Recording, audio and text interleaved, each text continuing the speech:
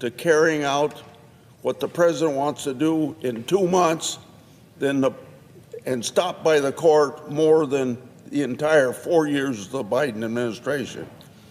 Has President Trump chosen to ignore this avalanche of irresponsible court orders? Flat out, no. He's appealed these outrageous decisions just as he promised he would do when he said, quote, "I always abide by the courts, and then I'll have to appeal it." The answer is, I always abide by the courts, end quote. Appellate courts have responded by striking down many of the unlawful intrusions into presidential authority, but the core problem remains. The President of the United States shouldn't have to ask permission from more than 600 different district court judges to manage the executive branch that he was elected to lead. The practice of sweeping nationwide injunctions, broad restraining orders, and judicial policymaking must end. It's unconstitutional, it's anti-democratic, and it's imprudent. If the Supreme Court won't stop it, then Congress must. And I wish the Supreme Court would get on this and do it right away. This issue isn't a partisan issue. And I want to work with Democrats, as I just said to Senator from Illinois. Democrats work with us to fix this.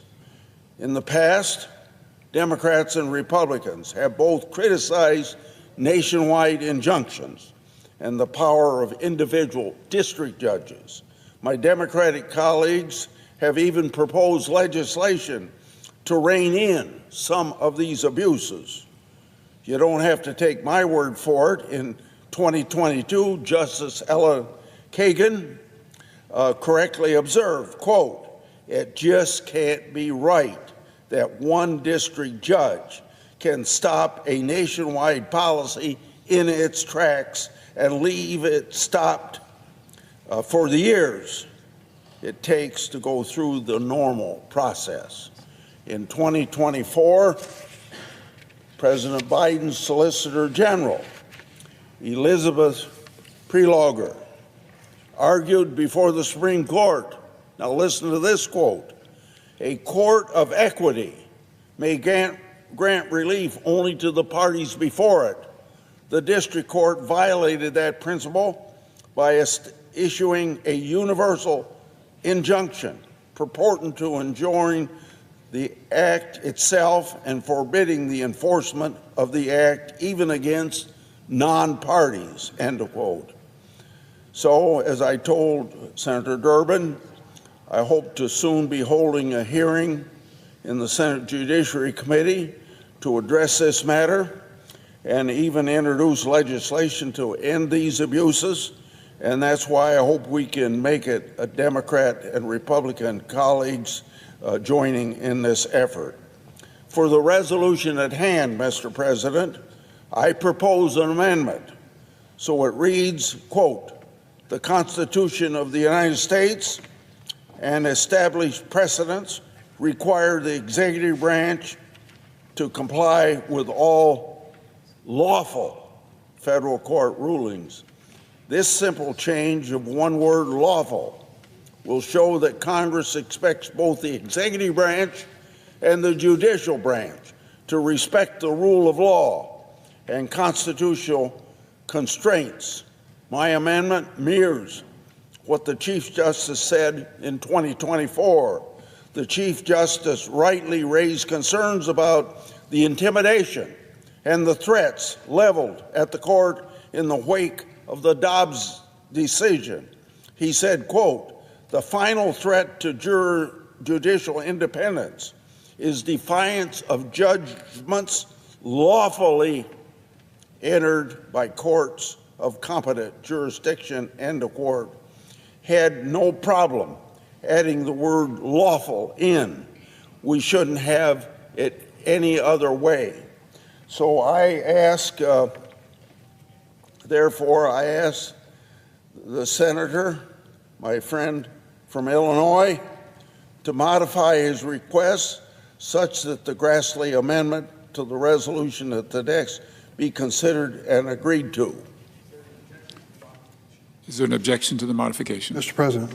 Senator from Illinois. Mr. President, reserving the right to object, the resolution that I offer today is short and straightforward. It is not complicated. It simply restates a bedrock principle of our democratic system of government. That is, the responsibility of the judiciary to say what the law is. And second, the executive branch is required to comply with court orders. It's just that simple. I offered a similar resolution 3 weeks ago. It included some language which my friend from Iowa did not like. I took that language out. I want to get down to the basics here, the very basics. He made reference to the Dobbs decision. That overturned Roe versus Wade on abortion, a controversial issue in the United States since that decision in '72. But a decision that was overturned by the court. There were many who disagreed with that court's approach to it and said that it was inconsistent with the precedent and inconsistent with what the justices had promised. And yet, when it was all over, no one filed articles of impeachment against the Supreme Court, and there were no threats, I know, personal threats and physical threats on the justices and their families. There should never be. Violence is never acceptable. After my colleague from Iowa objected to my previous language, I made it very simple. Simple fact, the Vice President and other prominent officials have suggested the executive branch may disregard a federal court order. This, unfortunately, would be an item in controversy that could really threaten our constitutional democracy. And that's why I've asked that this very simple statement that everyone must follow the law when it comes to court orders be made part of the official record of the Senate. With those changes, there's absolutely nothing objectionable in this resolution. Yet my colleague seeks to add language that will only muddle what this Senate should make clear. By stating that the executive branch only needs to follow, and I quote, lawful court orders, which is what the senator from Iowa suggested, the amendment begs the question of who decides whether a court order is lawful. This suggests that in some cases the president's going to decide rather than judiciary.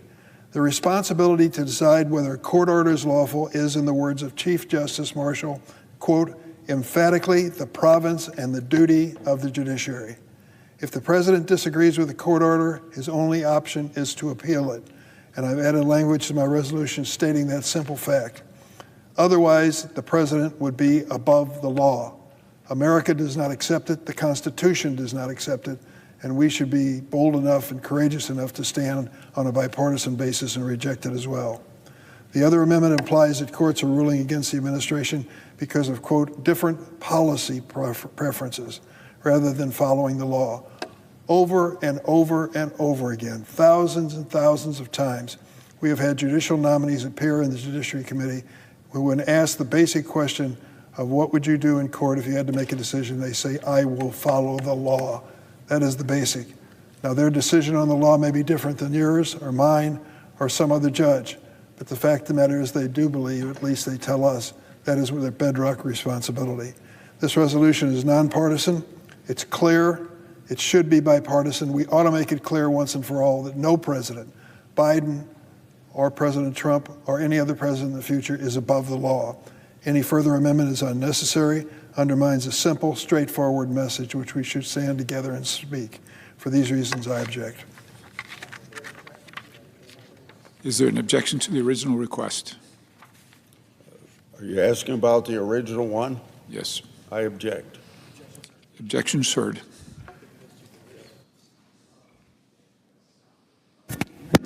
Mr.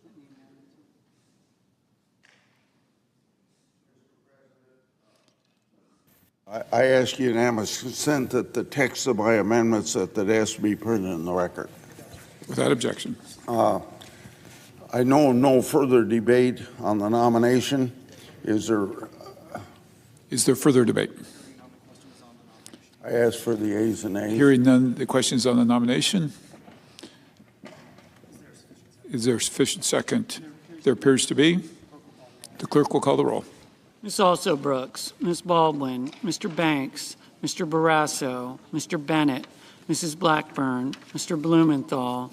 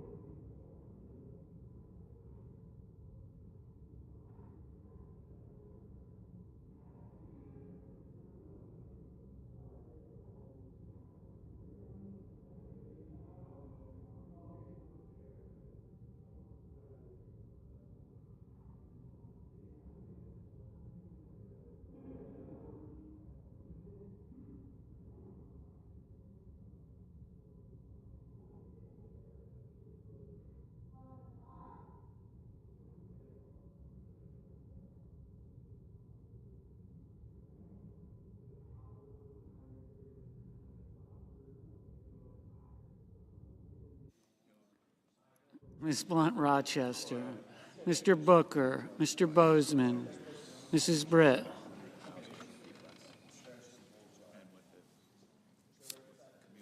Mr. Budd, Ms. Cantwell, Mrs. Capito, Mr. Cassidy,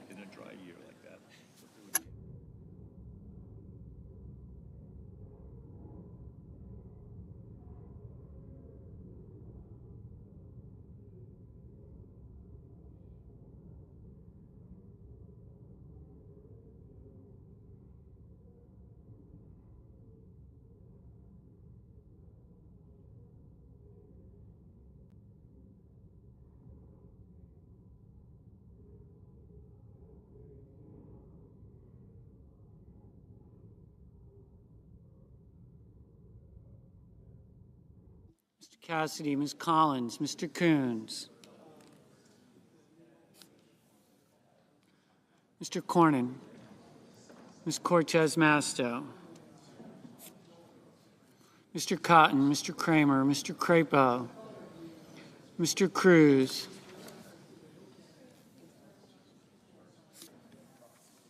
Mr. Curtis. Aye.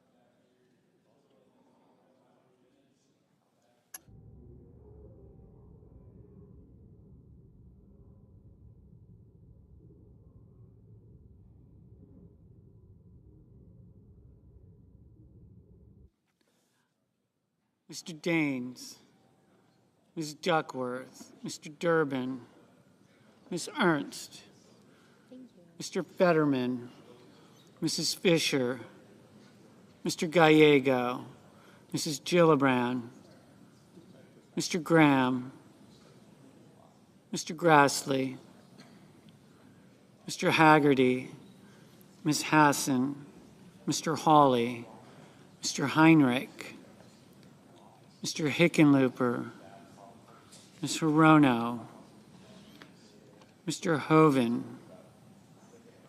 Mr. Husted, Mrs. Hyde-Smith, Mr. Johnson,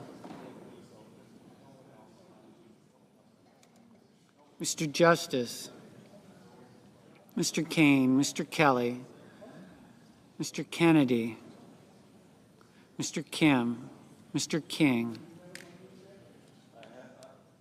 Ms. Klobuchar, Mr. Langford, Mr. Lee, Mr. Lujan, Ms. Lummis,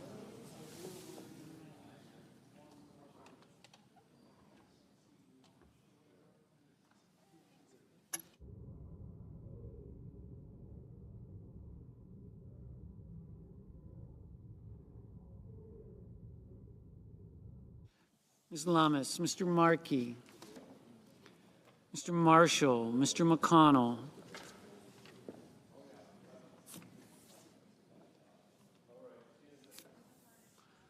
Mr. McCormick, Mr. Merkley, Mrs. Moody, Mr. Moran, Mr. Moreno, Mr. Mullen, Ms. Markowski, Mr. Murphy, Mrs. Murray, Mr. Ossoff, Mr. Padilla, Mr. Paul, Mr. Peters, Mr. Reed, Mr. Ricketts, Mr. Risch,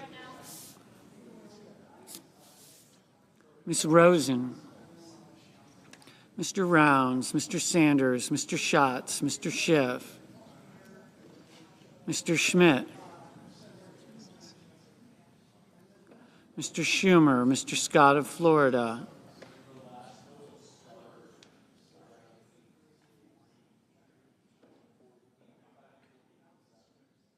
Mr. Scott of South Carolina,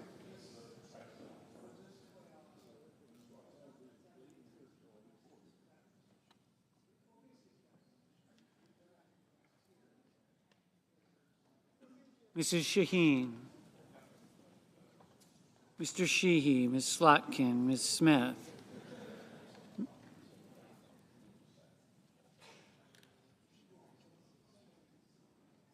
Mr. Sullivan, Mr. Thune, Mr. Tillis, Mr. Tuberville,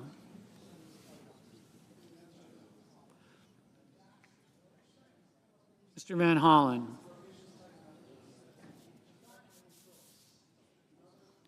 Mr. Warner, Mr. Warnock, Ms. Warren, Mr. Welch, Mr. Whitehouse, Mr. Wicker, Mr. Wyden, Mr. Young.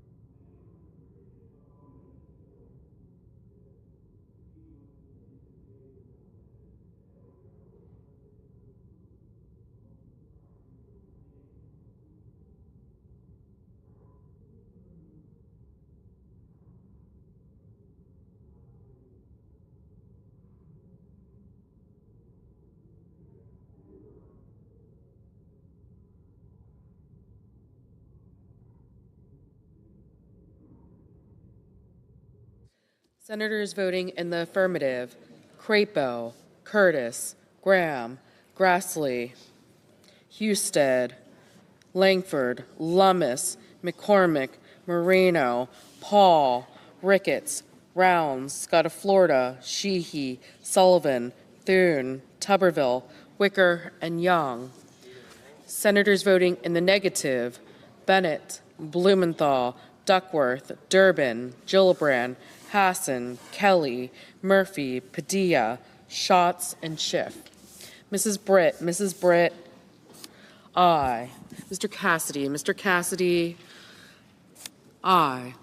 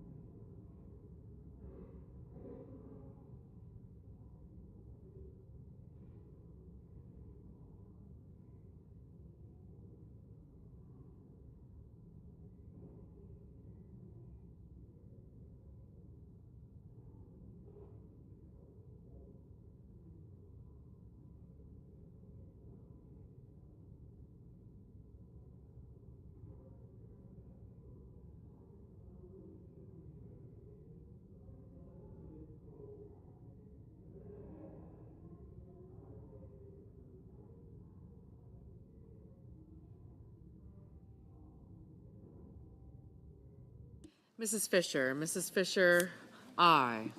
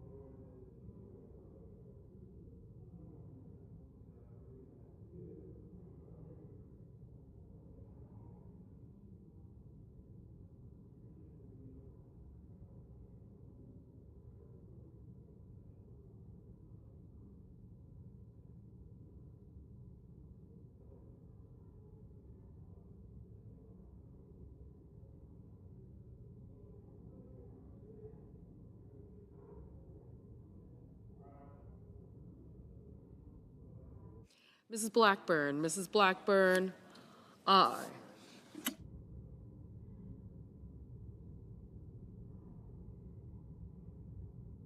Mr. Lujan. Mr. Lujan, no.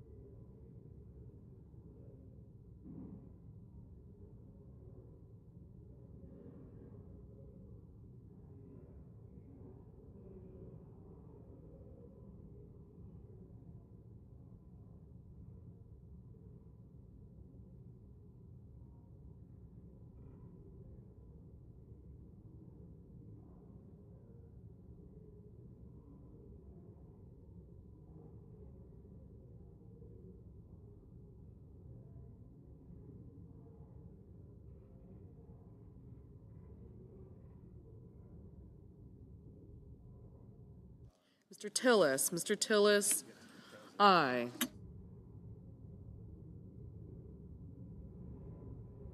Mr. King. Mr. King, no.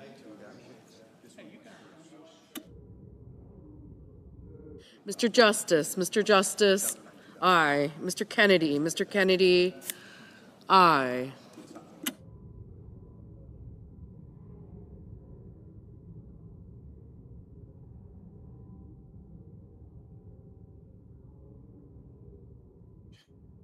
Mr. Bozeman. Mr. Bozeman, aye.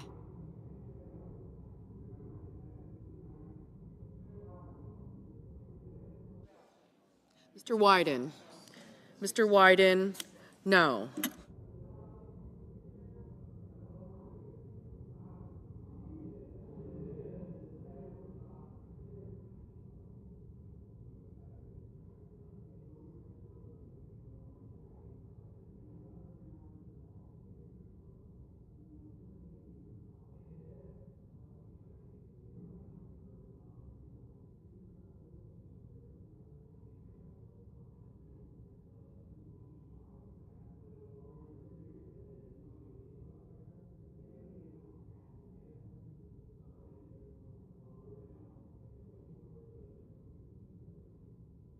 Mr. Barrasso. Mr. Barrasso, aye.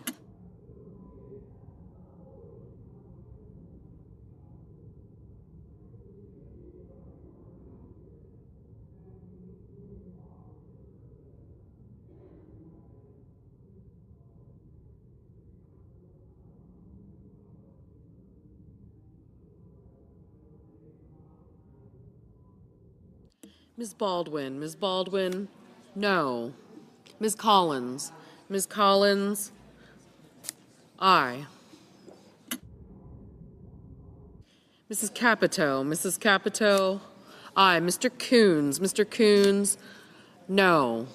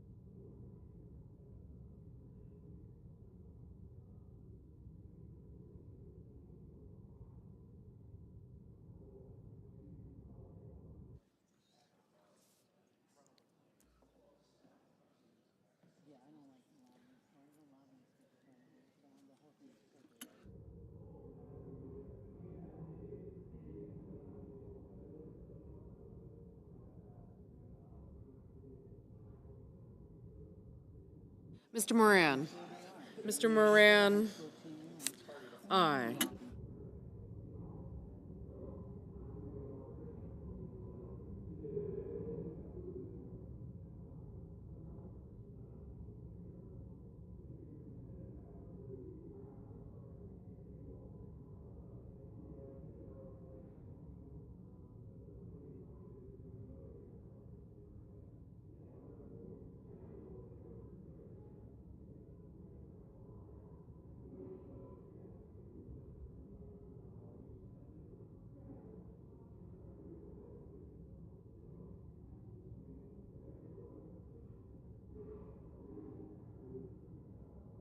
Mr. Kane, no.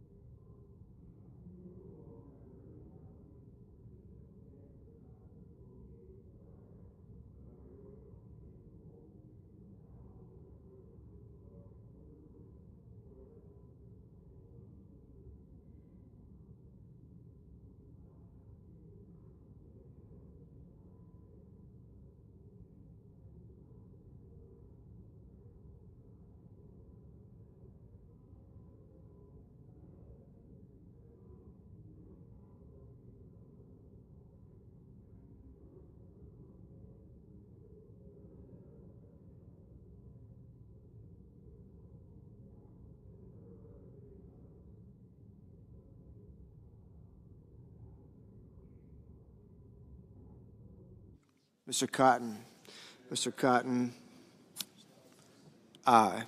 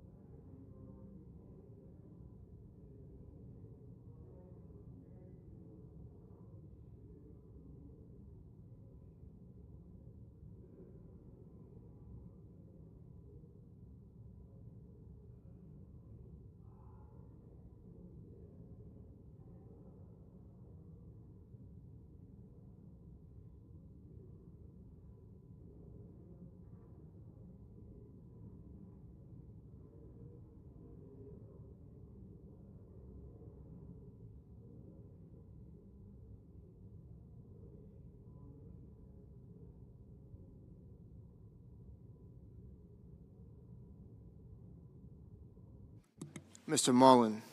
Mr. Mullen, aye.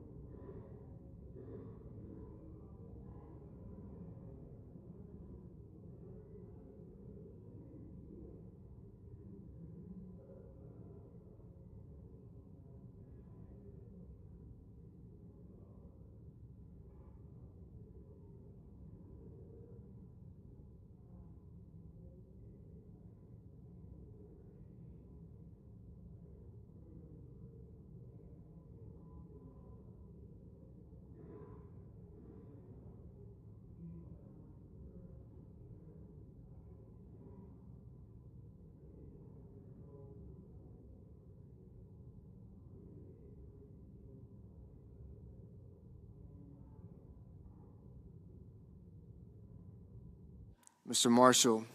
Mr. Marshall, aye.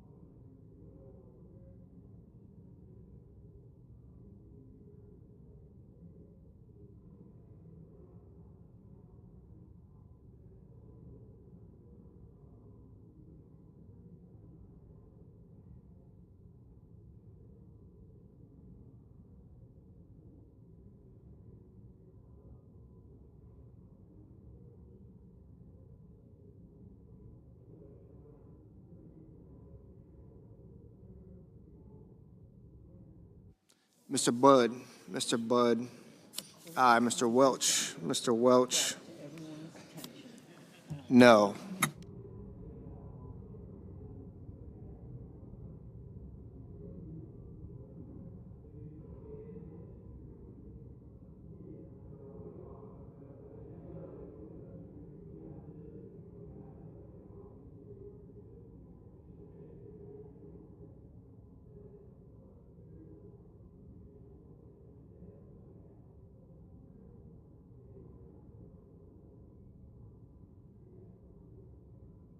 Ms. Also Brooks. Ms. Also Brooks, no. Ms. Smith.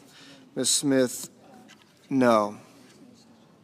Mr. Warnock. Mr. Warnock, no. Mr. Van Hollen. Mr. Van Hollen, no. Mr. Reed. Mr. Reed, no. Mr. Hickenlooper. Mr. Hickenlooper, no.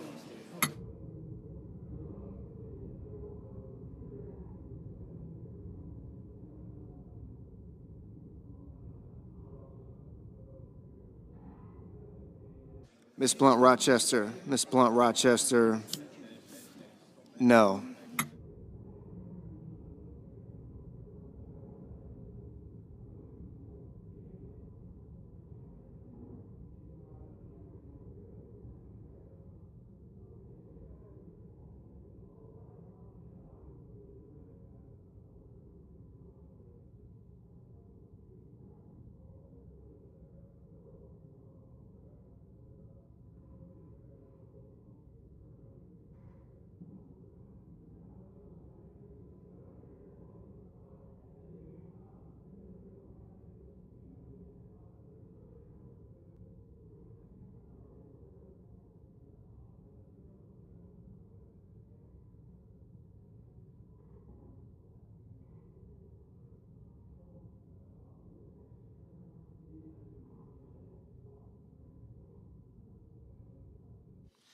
Mr.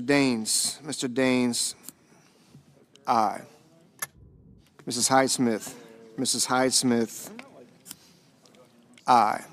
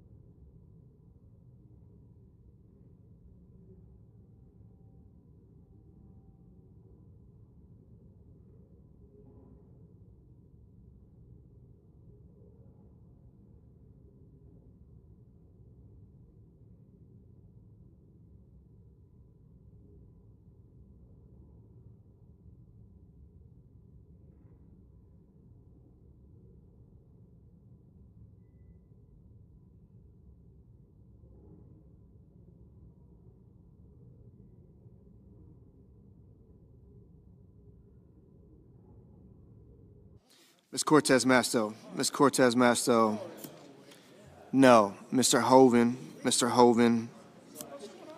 aye.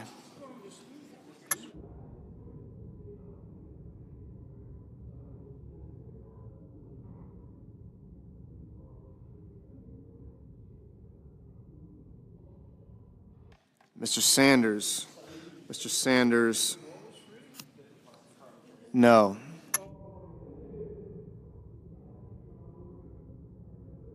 Mr. Johnson, aye.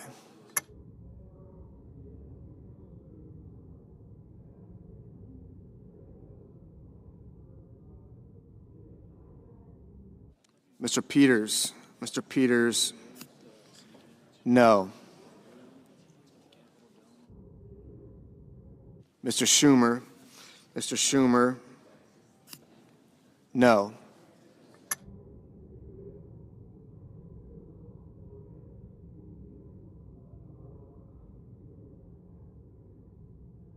Mr. Scott of South Carolina, aye. Mr. Kim, no. You did, Senator. Mrs. Shaheen, no.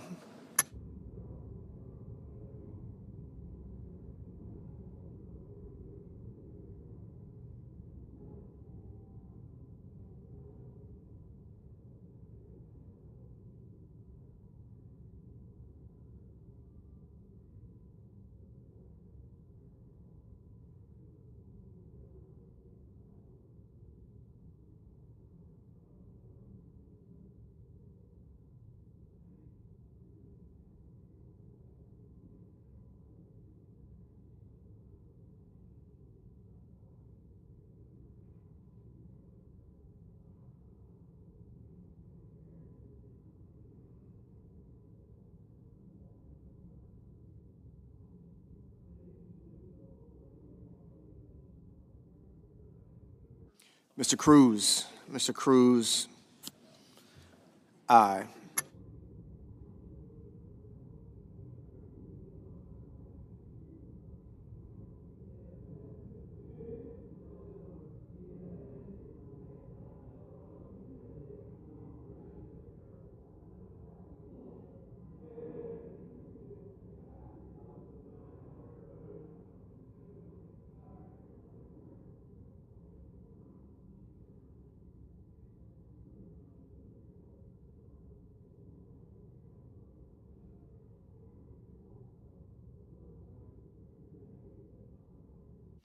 Mr. Gallego. Mr. Gallego, no.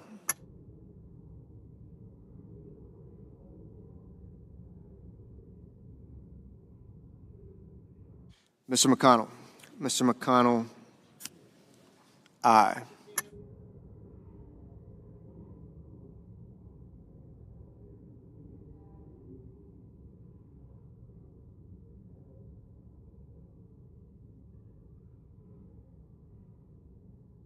Mrs. Moody. Mrs. Moody, aye.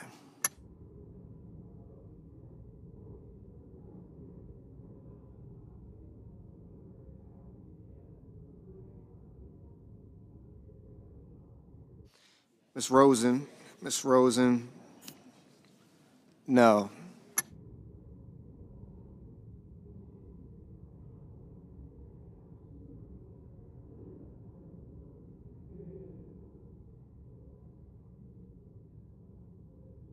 Mr. Ossoff. Mr. Ossoff, no.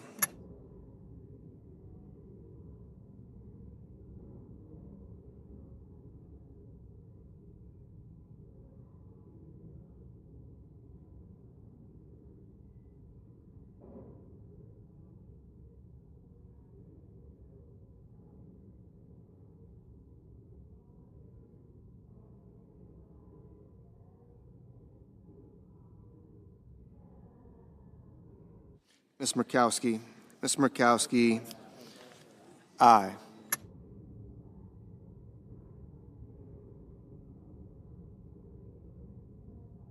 Ms. Ernst. Ms. Ernst, aye. Mr. Kramer. Mr. Kramer, aye.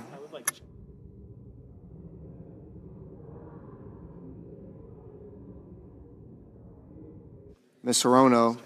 Ms. Hirono, no.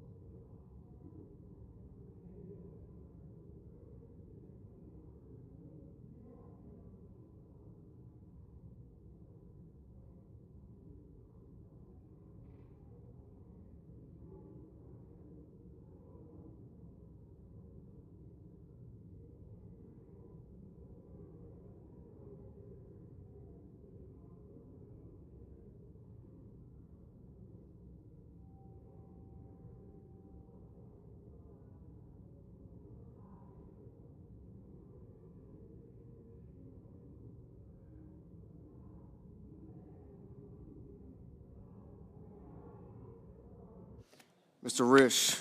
Mr. Risch, aye.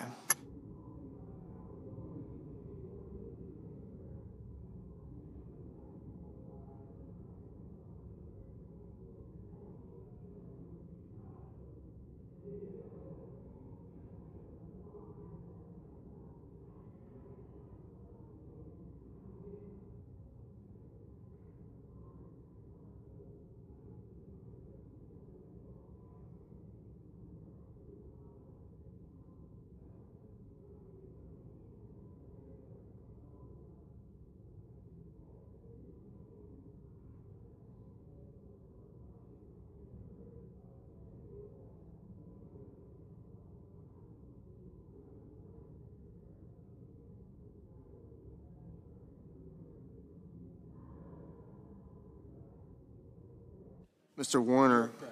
Mr. Warner, no.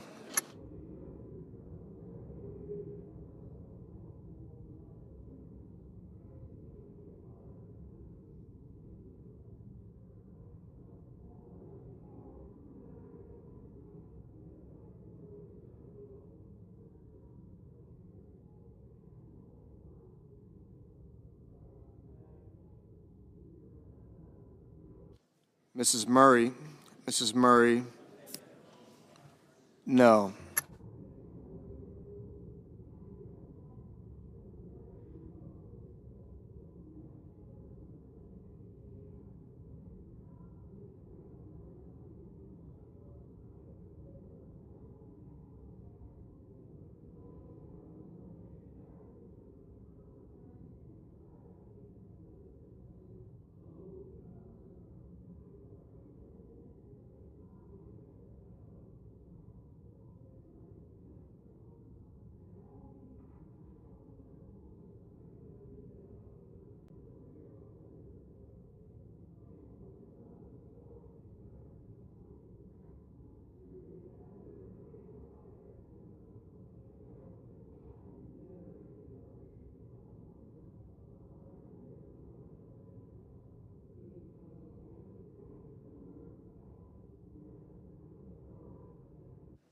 Mr. Whitehouse, Mr. Whitehouse, no.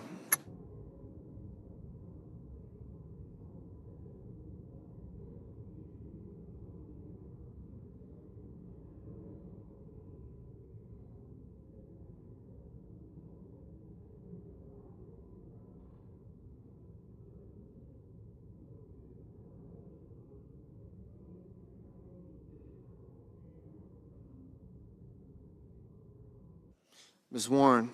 Warren, no.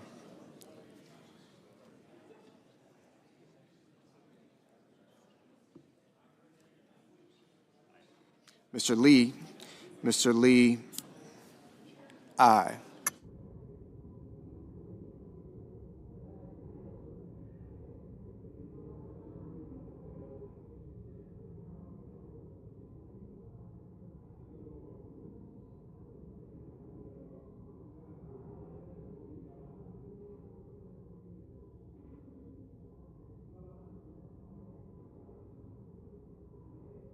Mr.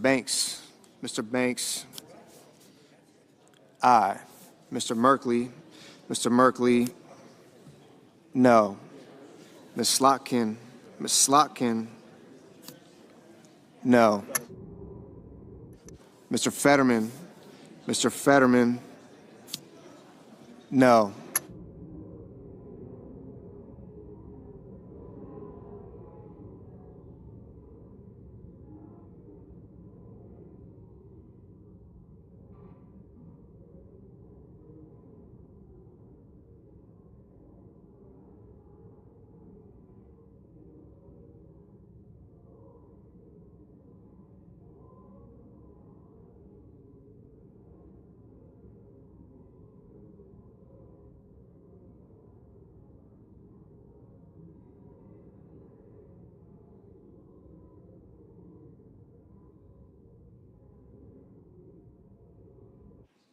Mr. Scott of Florida,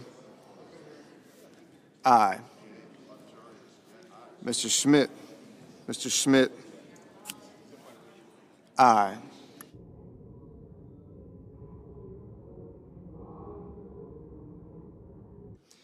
Ms. Klobuchar, no.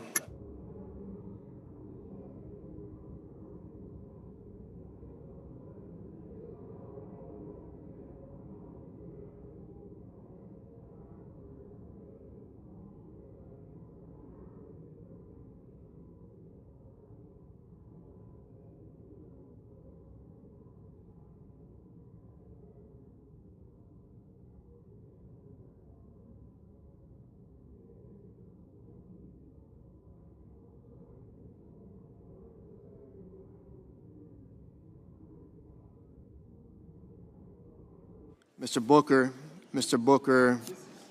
no. Mr. Cornyn, aye.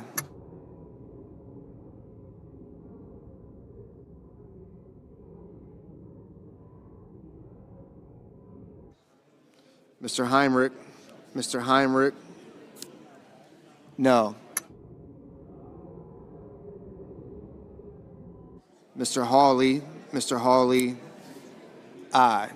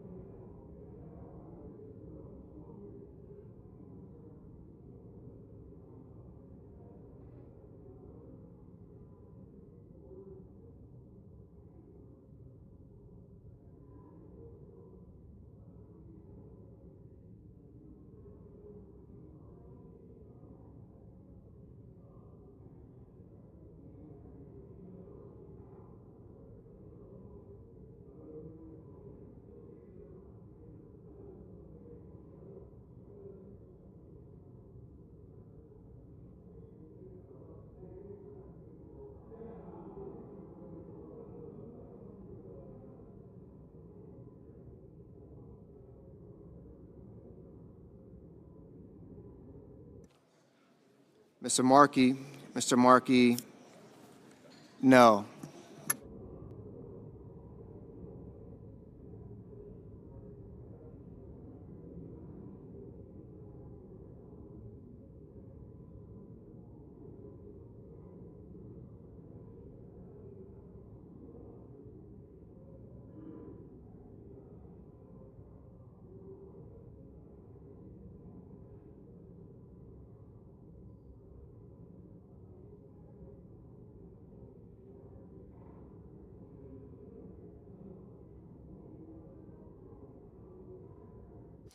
Mr. Haggerty, aye.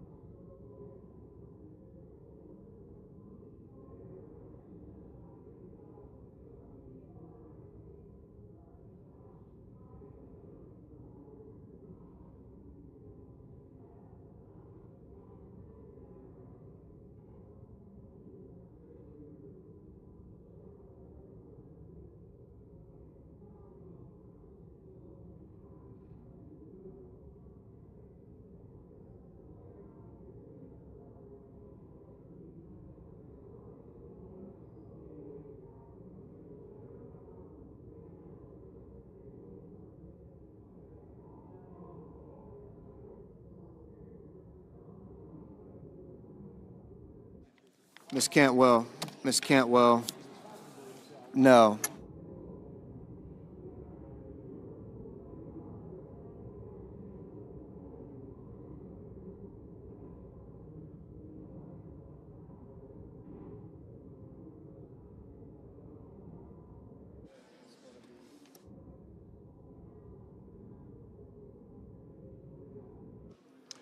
The yeas are 53, the nays are 47, and the nominee is confirmed. Under the previous order, the motion to reconsider is considered made and laid upon the table, and the President will be immediately notified of the Senate's action. And I ask unanimous consent to waive the mandatory quorum call with respect to the Makary nomination. Is there an objection? Without objection. The clerk will report the motion to evoke cloture. Cloture motion. We, the undersigned senators, in accordance with the provisions of Rule 22 of the Standing Rules of the Senate, do hereby move to bring to a closed debate on the nomination of Martin Makary of Virginia to be Commissioner of Food and Drugs, Department of Health and Human Services, signed by 16 senators. By unanimous consent, the mandatory quorum call has been waived. The question is it the sense of the Senate that debate on the nomination of Martin Makary of Virginia to be Commissioner of Food and Drugs, Department of Health and Human Services shall be brought to a close? The yeas and nays are mandatory under the rule. The clerk will call the roll. Ms. Alsor-Brooks. Okay. Ms. Baldwin. Thank you. Daines. Yep. Thank you. Marshall.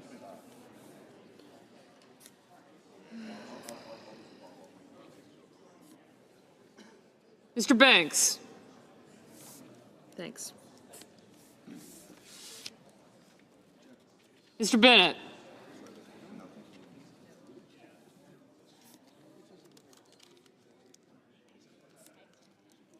Thank you.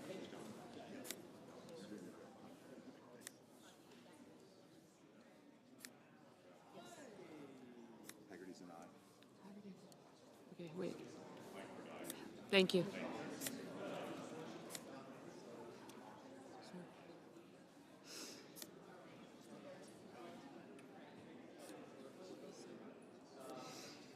Mr. Blumenthal.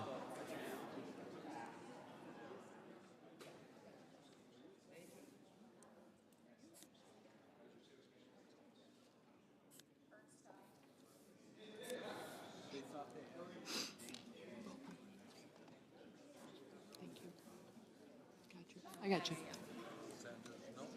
Thank you. I got you.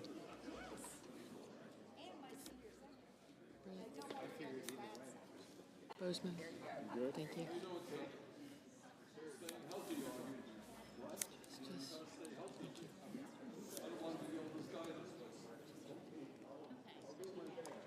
Ms. Blunt Rochester. Mr. Booker.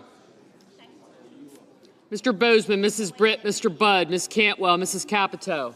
Mr. Cassidy.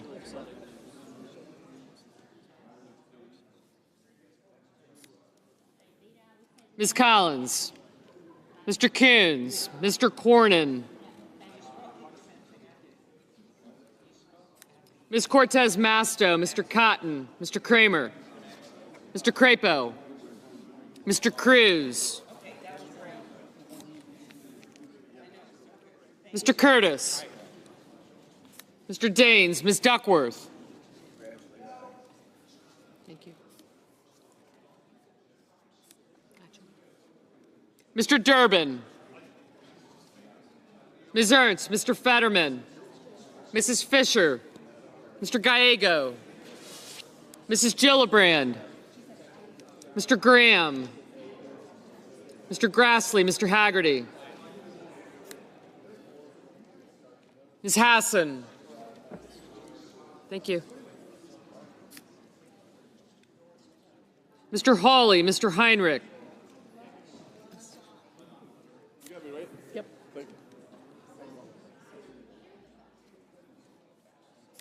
I got her. Mr. Hickenlooper, Ms. Hirono, Mr. Hoven, Mr. Husted, Mrs. Hyde-Smith, Mr. Johnson,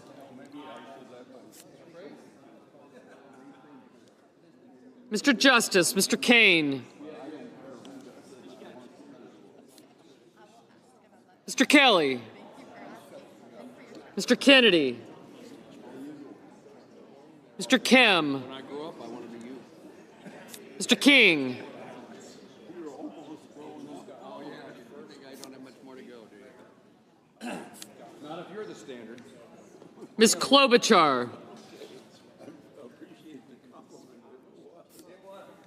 Mr. Langford, Mr. Lee, Mr. Lujan, Ms. Lummis, Mr. Markey, Mr. Marshall, Mr. McConnell, Mr. McCormick. Thank you. Mr. Merkley, Mrs. Moody, Mr. Moran, Mr. Marino, Mr. Mullen, Ms. Murkowski, Mr. Murphy,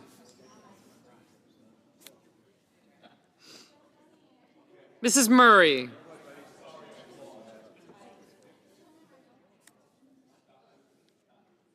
Mr. Ossoff, Mr. Padilla, Mr. Paul, Mr. Peters, Mr. Reed, Mr. Ricketts,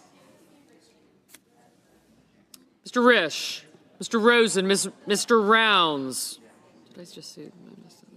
Mr. Sanders, Mr. Schatz, Mr. Schiff, Mr. Schmidt, Mr. Schumer, Mr. Scott of Florida, Mr. Scott of South Carolina, Mrs. Shaheen, Mr. Sheehy, Ms. Slotkin, Ms. Smith, Mr. Sullivan, Mr. Thune, Mr. Tillis, Mr. Tuberville,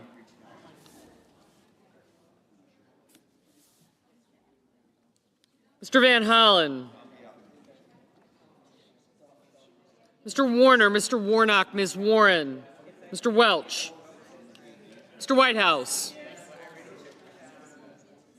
Mr. Wicker,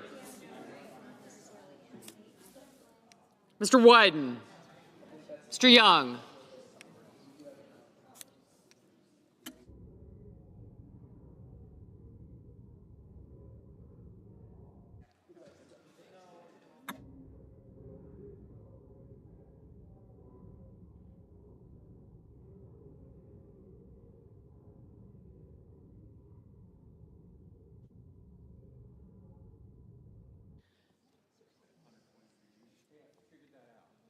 Thank you.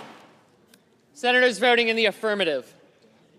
Barrasso, Bozeman, Britt, Budd, Capito, Cornyn, Cotton, Kramer, Crapo, Cruz, Crapo, Curtis, Daines, Ernst, Fisher, Graham, Grassley, Haggerty, Hawley, Husted, Hyde-Smith, Johnson, Justice, Kennedy, Langford, Lummis, Marshall, McConnell, Moody, Moran, Mullen, Murkowski, Paul, Risch, Schmidt, Scott of Florida, Scott of South Carolina, and Tillis.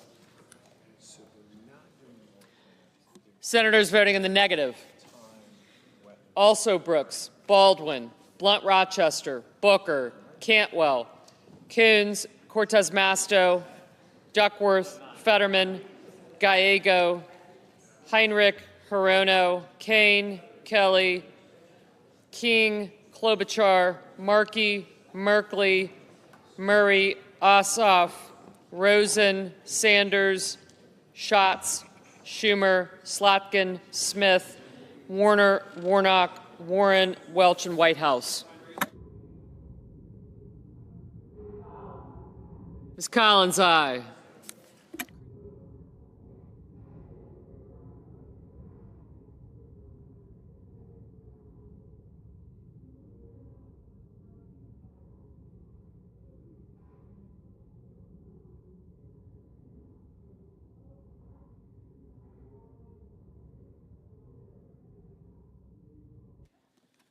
Mr. Lee, aye.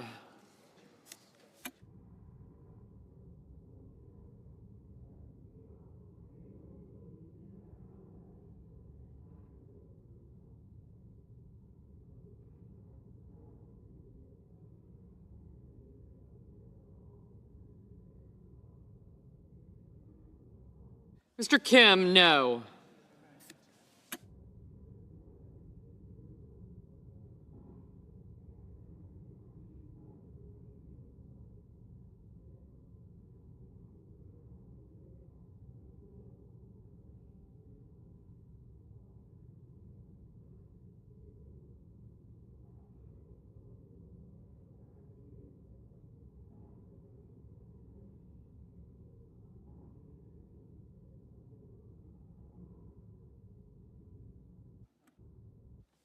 Mr. Thune, aye.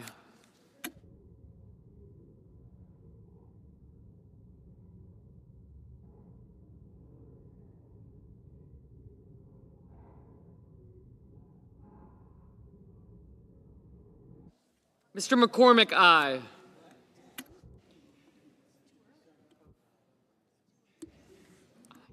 Mr. Durbin, aye.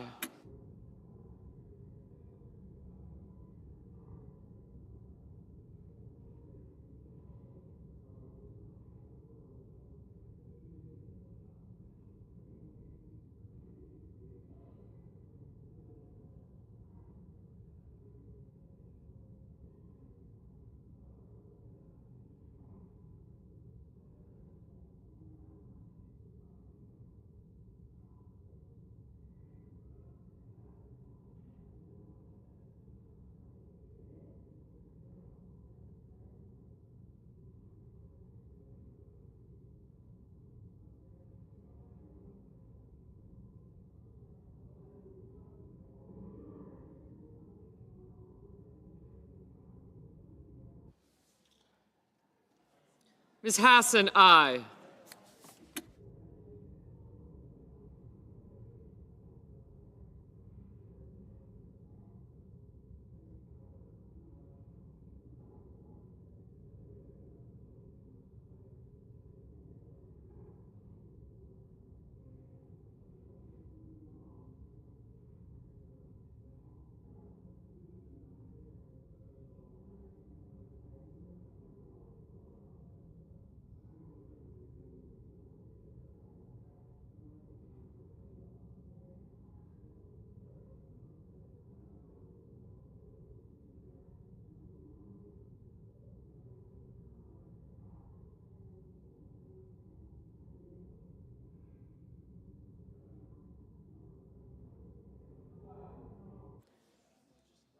Mr. Wyden, no.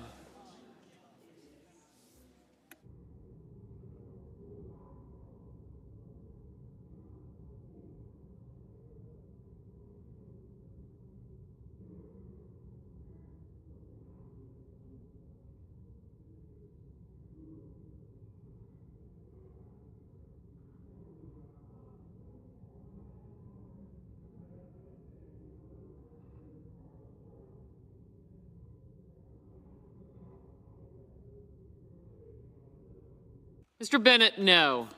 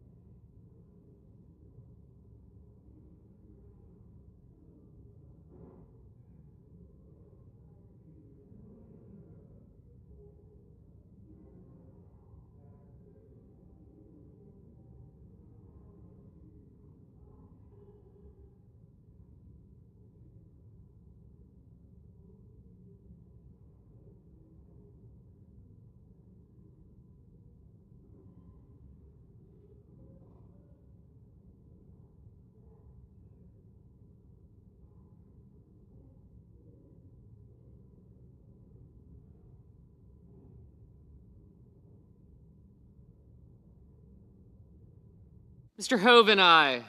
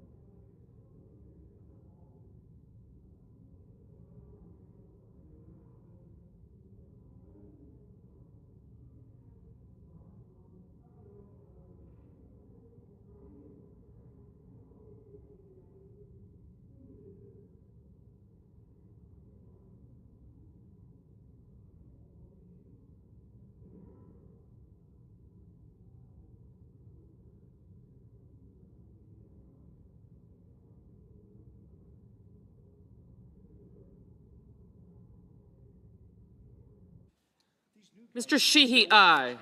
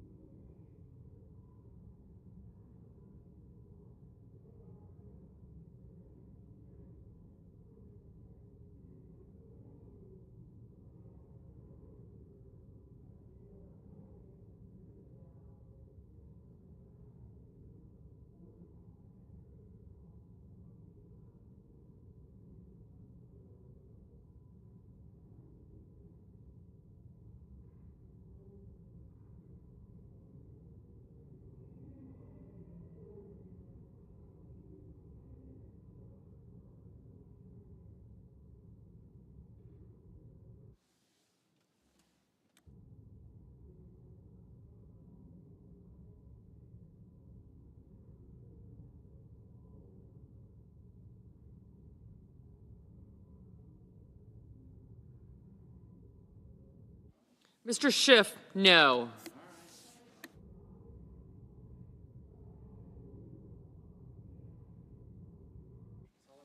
Mr. Sullivan, aye.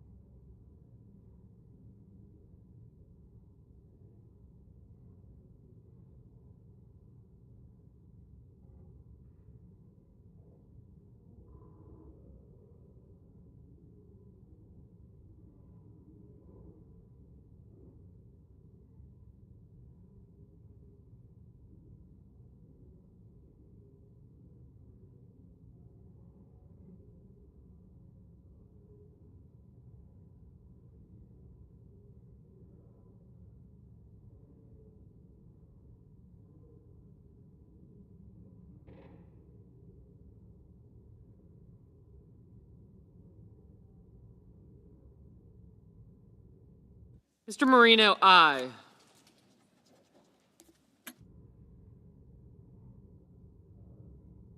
Mr. Banks, aye.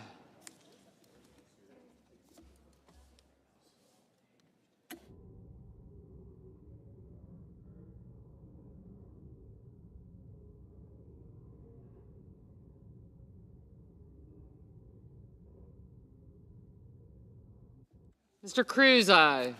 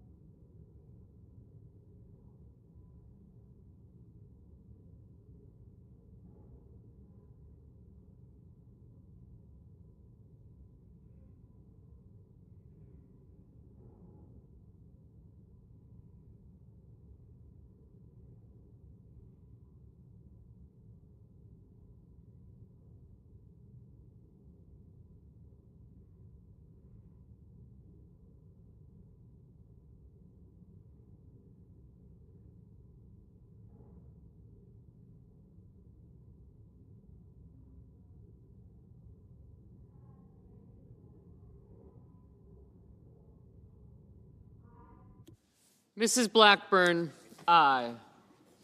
Mr. Peters, no.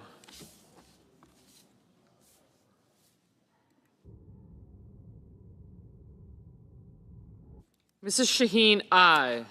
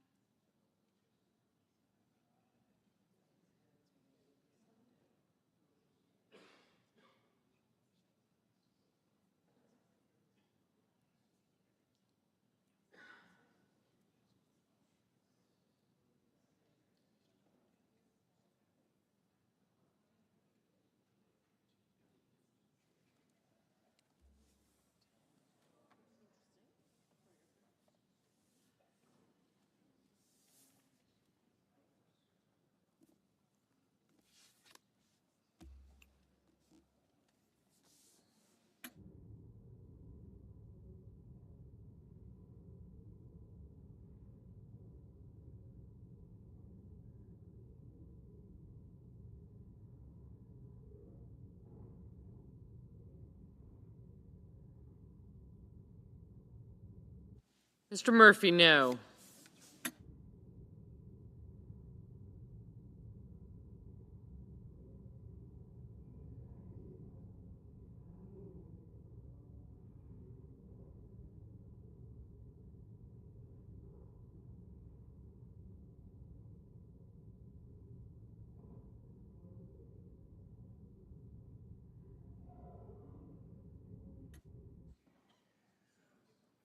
Mr. Reed, no.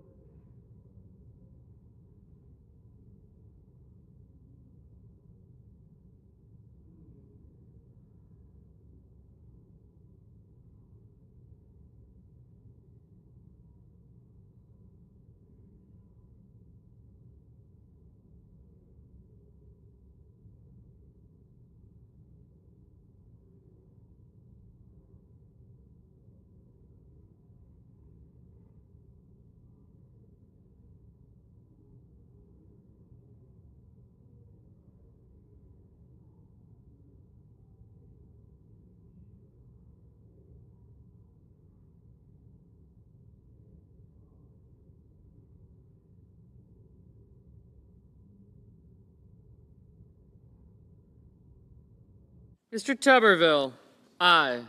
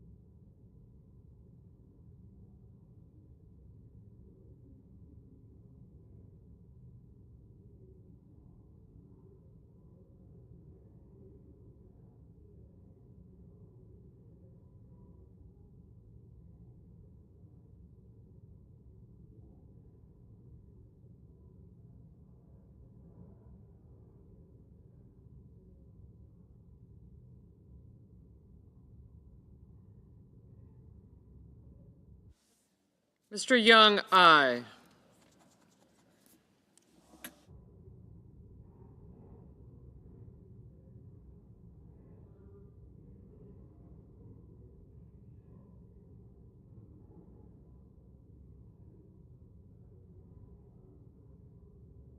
Mr. Blumenthal, no.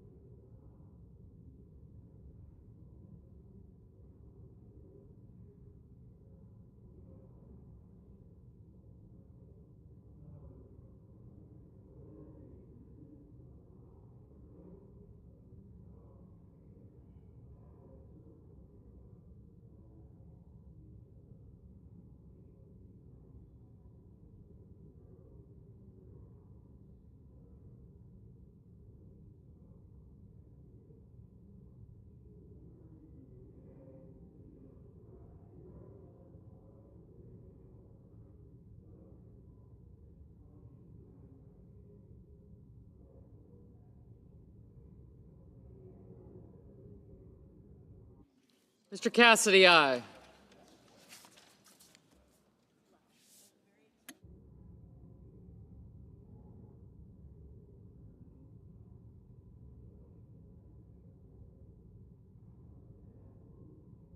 Mr. Van Hollen, no.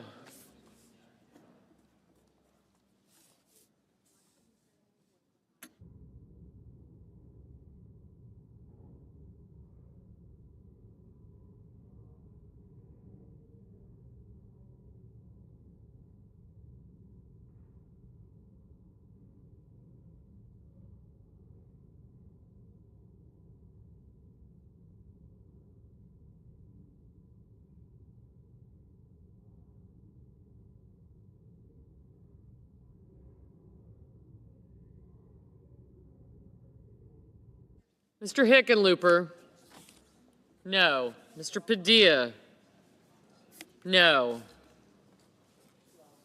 Mr. Rounds, aye.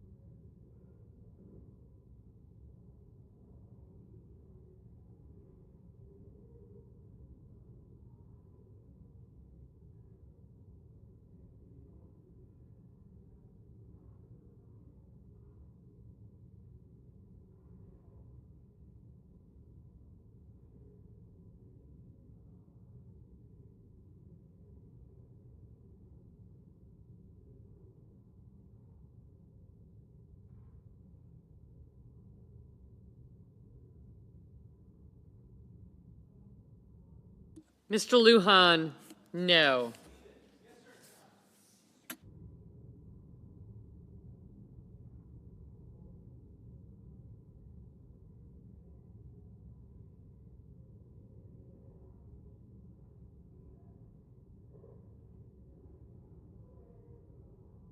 Mrs. Gillibrand, no.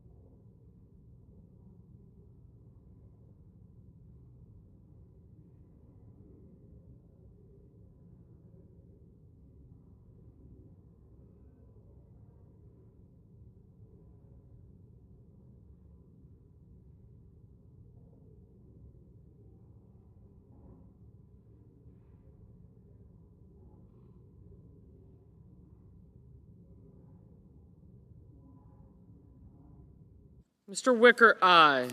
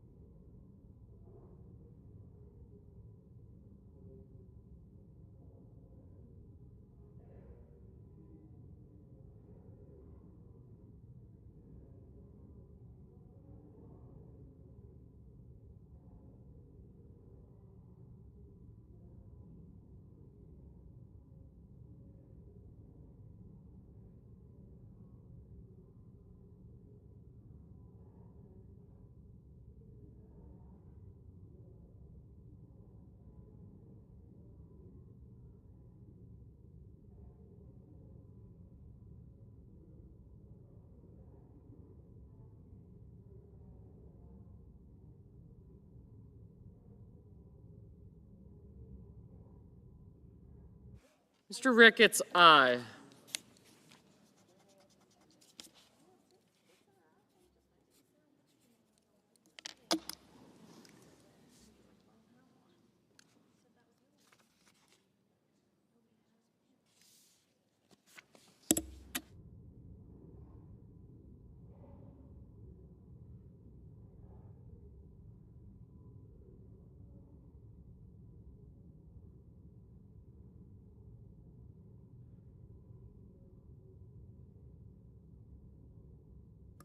On this vote, the yeas are 56, the nays are 44, and the motion is agreed to. The clerk will report the nomination. Department of Health and Human Services, Martin Makary of Virginia to be Commissioner of Food and Drugs.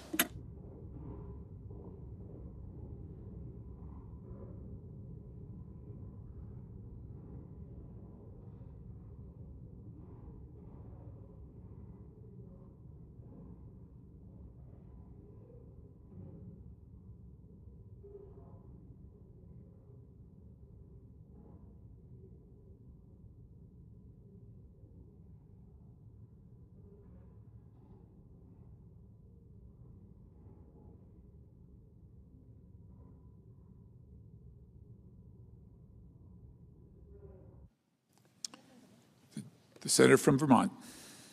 Thank you. Mr. President, as you know, in 1791, our nation's founders had the boldness to ratify the First Amendment to the Constitution.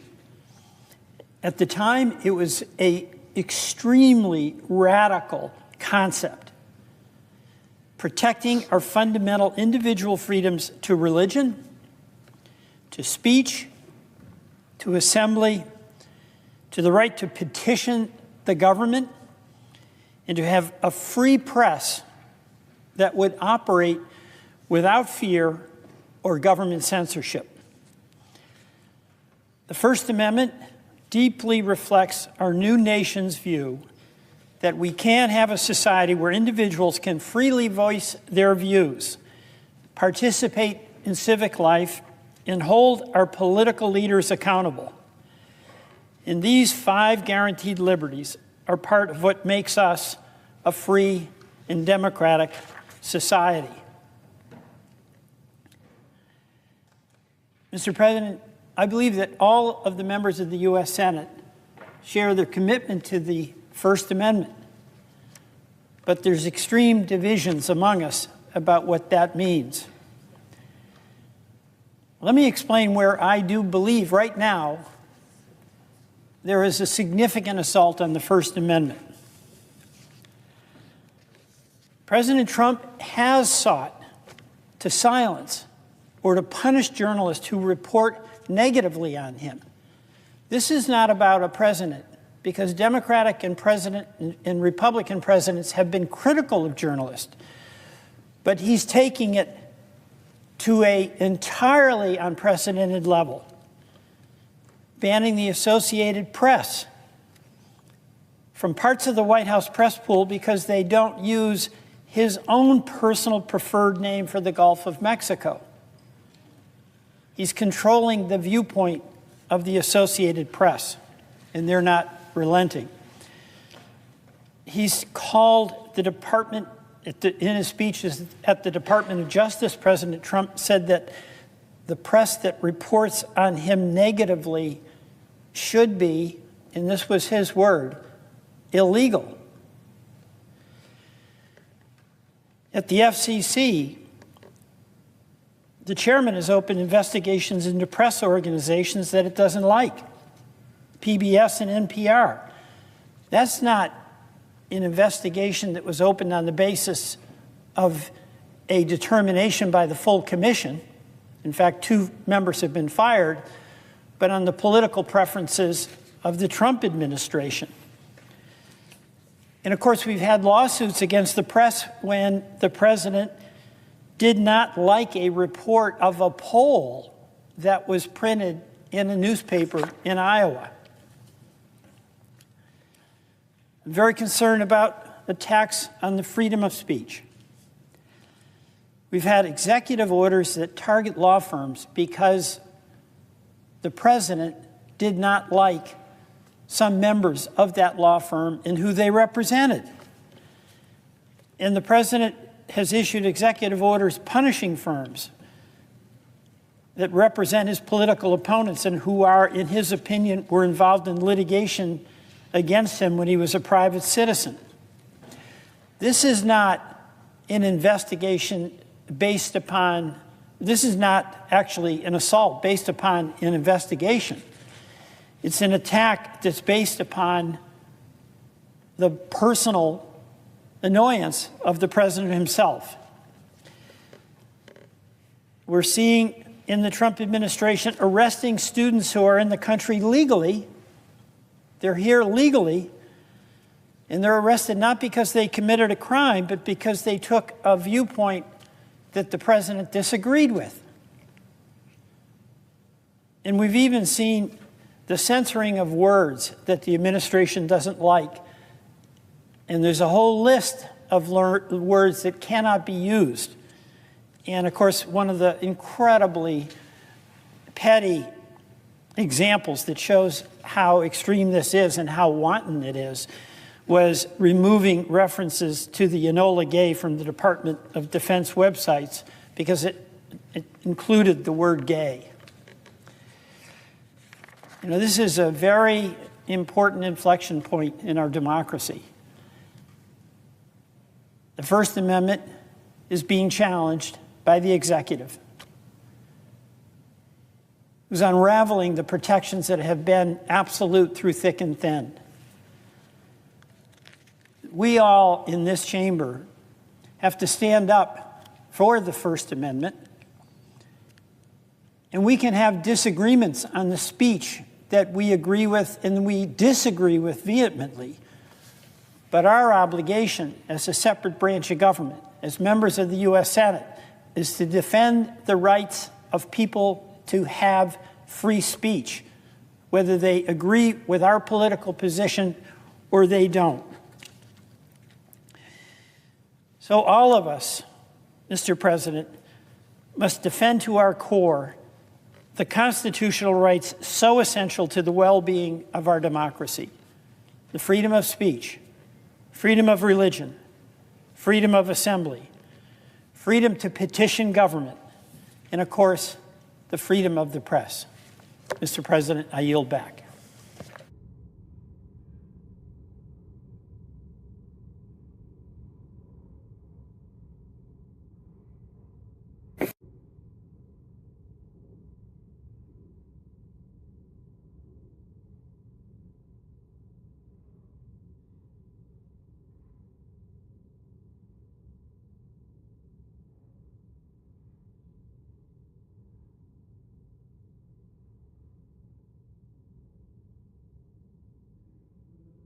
Senator from Louisiana. Thank you, Mr. President.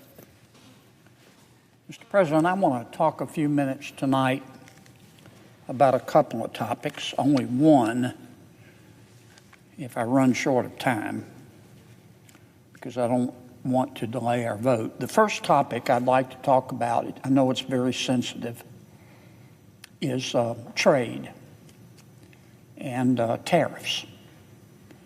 They have both been much in the news lately. There are really only two reasons why a country would impose a tariff. And every country in the world, to my knowledge, does have tariffs. But there are only two reasons for a country to impose a tariff. First, for national security. I think it's virtually unchallenged that China, if it could, would destroy the United States of America. Not the people of China, but the government of China. I regret to say that, and I hope someday we'll live in a world where that isn't the case, but I think it's undoubtedly and unconditionally the truth. So if China is determined to let me try to use a more neutral word, to undermine the United States of America, I could see where we would want to limit some of our goods, such as, let's say, semiconductor design equipment. We would limit the sale of some of our precious technology to China. That's what I mean by national security. But the other reason, and the reason that most countries use a tariff, is to protect the domestic industry. Let me give you an example. These are not two countries, but they're two states, and this would be unconstitutional, but I think it'll serve my purpose. Let's suppose that Louisiana, which has the best king cakes in the Milky Way, can produce a king cake for $10. And our friends in Alabama, they can produce a king cake, not nearly as good as Louisiana's, but their best they can do is to produce it for $12. Well, I would not agree, but I could understand why the elected officials in Alabama will say, well, Louisiana's king cake's $10, our king cake is $12. We want to produce our king cake bakers here in Alabama, so we're going to impose a tariff. What would that do? Let's suppose they impose a $4 tariff. So now the king cake, better king cake made in Louisiana, sold in Alabama would cost $14, and that would force people to buy the $12 Alabama king cake. Now, my personal opinion is that most Alabamians, who are very smart people, would pay extra for the Louisiana king cake because it's so much better. But that's how tariffs work. If you have a domestic industry, like a king cake bakery, and you want to protect it from competition to allow it to grow and employ the people in that particular country, then you impose a tax, a tariff, on folks on the outside of your country who want to sell into your country. I want to say this unequivocally. Canada is one of my favorite countries in the world. And the American people and the people of Canada are friends. And I would like our economies to be friends. And I mean that. But lately we've been having a gentle disagreement. Some would say not so gentle, in terms of tariffs and trade and our economy. Canada and the United States of America do a lot of business with each other. In 2024, the United States sold to the people of Canada about $350 billion in goods. It's a lot of goods, $350 billion. Canada sold Canadian goods to the United States in the amount of $412 billion. So there's what we call a trade deficit of $63 billion. And then you drill a little deeper and you realize that the U.S. economy is 10 times bigger than the Canadian economy. And the population of the United States of America is 8 times bigger than the population of Canada. Canada has 41 million people. America has 340 million. So you step back for a second and you go, huh. Now, the United States is 8 times bigger, and our economy is 10 times larger than Canada's. But yet Canada is selling more of its goods into the United States than the United States is selling into Canada. Any fair-minded person would have to conclude, Mr. President, that it's because of tariffs.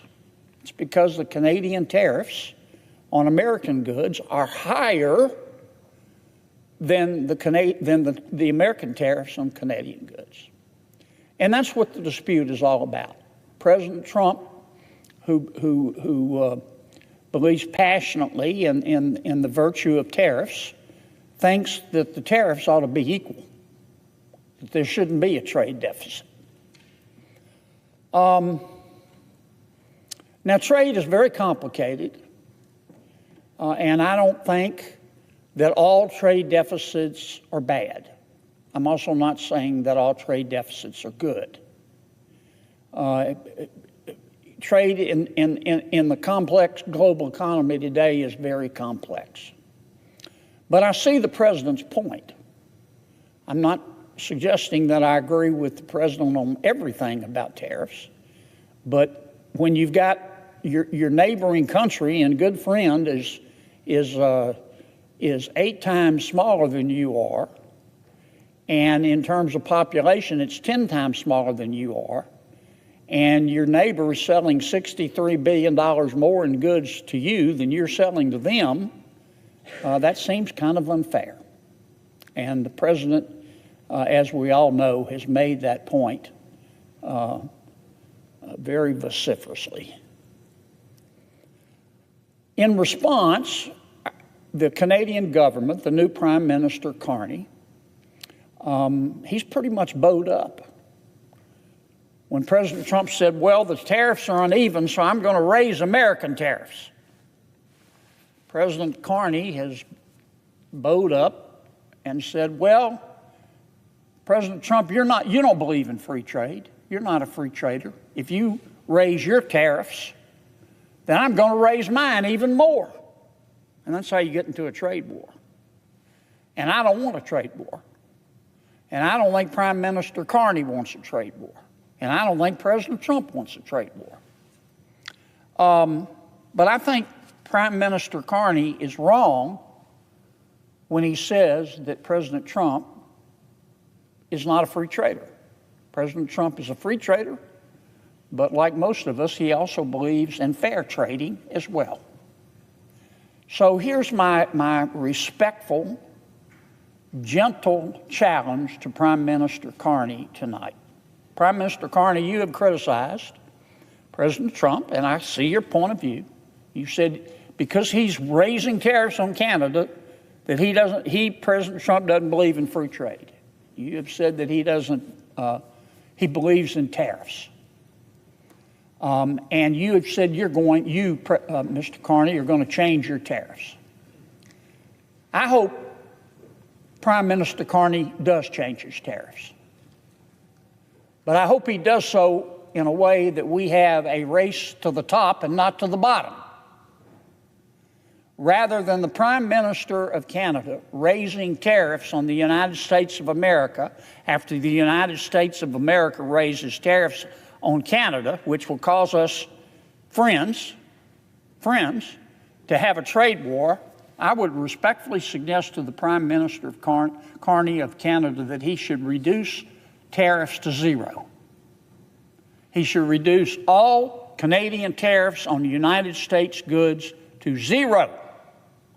And then turn to President Trump and say, I'm asking you to remove all tariffs on Canada as well. Now, if Prime Minister Carney believes in free trade, and I take him at his word that he does, and if President Trump believes in free trade, but fair trade, and I take him at his word that he does, then let's both go to zero. How much freer can trade be? How much fairer can trade be? Let's avoid a trade war. Let's let those good Canadian companies compete with good American companies in selling goods into the United States. And let's let those good American companies compete with those good Canadian companies in terms of selling goods into Canada. And may the best, cheapest product win. That's my respectful challenge to Prime Minister Carney tonight. If you think President Trump's being unfair and is not a free trader, then reduce your tariffs to zero and ask President Trump to reduce our tariffs to zero on Canada. And let's go back to being friends again. I want to talk briefly on another topic. Martin King famously said that the arc of the moral universe The arc of the moral universe is long, but it bends toward justice. Smart man, he was right. And if you believe in the fundamental goodness of humans, I'm not saying there's not some evil in all of us, but the fundamental goodness of humans, and you know he was right. The arc of the moral universe is long, but it bends toward justice. This month, we finally got justice with respect to one of the individuals and one of the companies that, in my opinion, helped cause the coronavirus. Now, let me explain what I mean. I'm talking about a gentleman by the name of Dr. Peter Daszak. We've all heard that name. The name of his company is EcoHealth. COVID, as we know, killed 20 million people across the world. It caused $25 trillion of damage across the planet Earth. Where did COVID come from? COVID, of course, coronavirus is a virus. That's why we call it the coronavirus. It had to come from one or two places. First, it could have occurred naturally. It started in a bat, we know. Our scientists tell us that. And then viruses, which are very aggressive and very interested in self-survival, the virus jumped from another animal into another animal, which was consumed by a human being, and that's how the coronavirus became a human virus. Occurs naturally, jumps from one animal to another. But there's another way the coronavirus could have happened. It could have been engineered.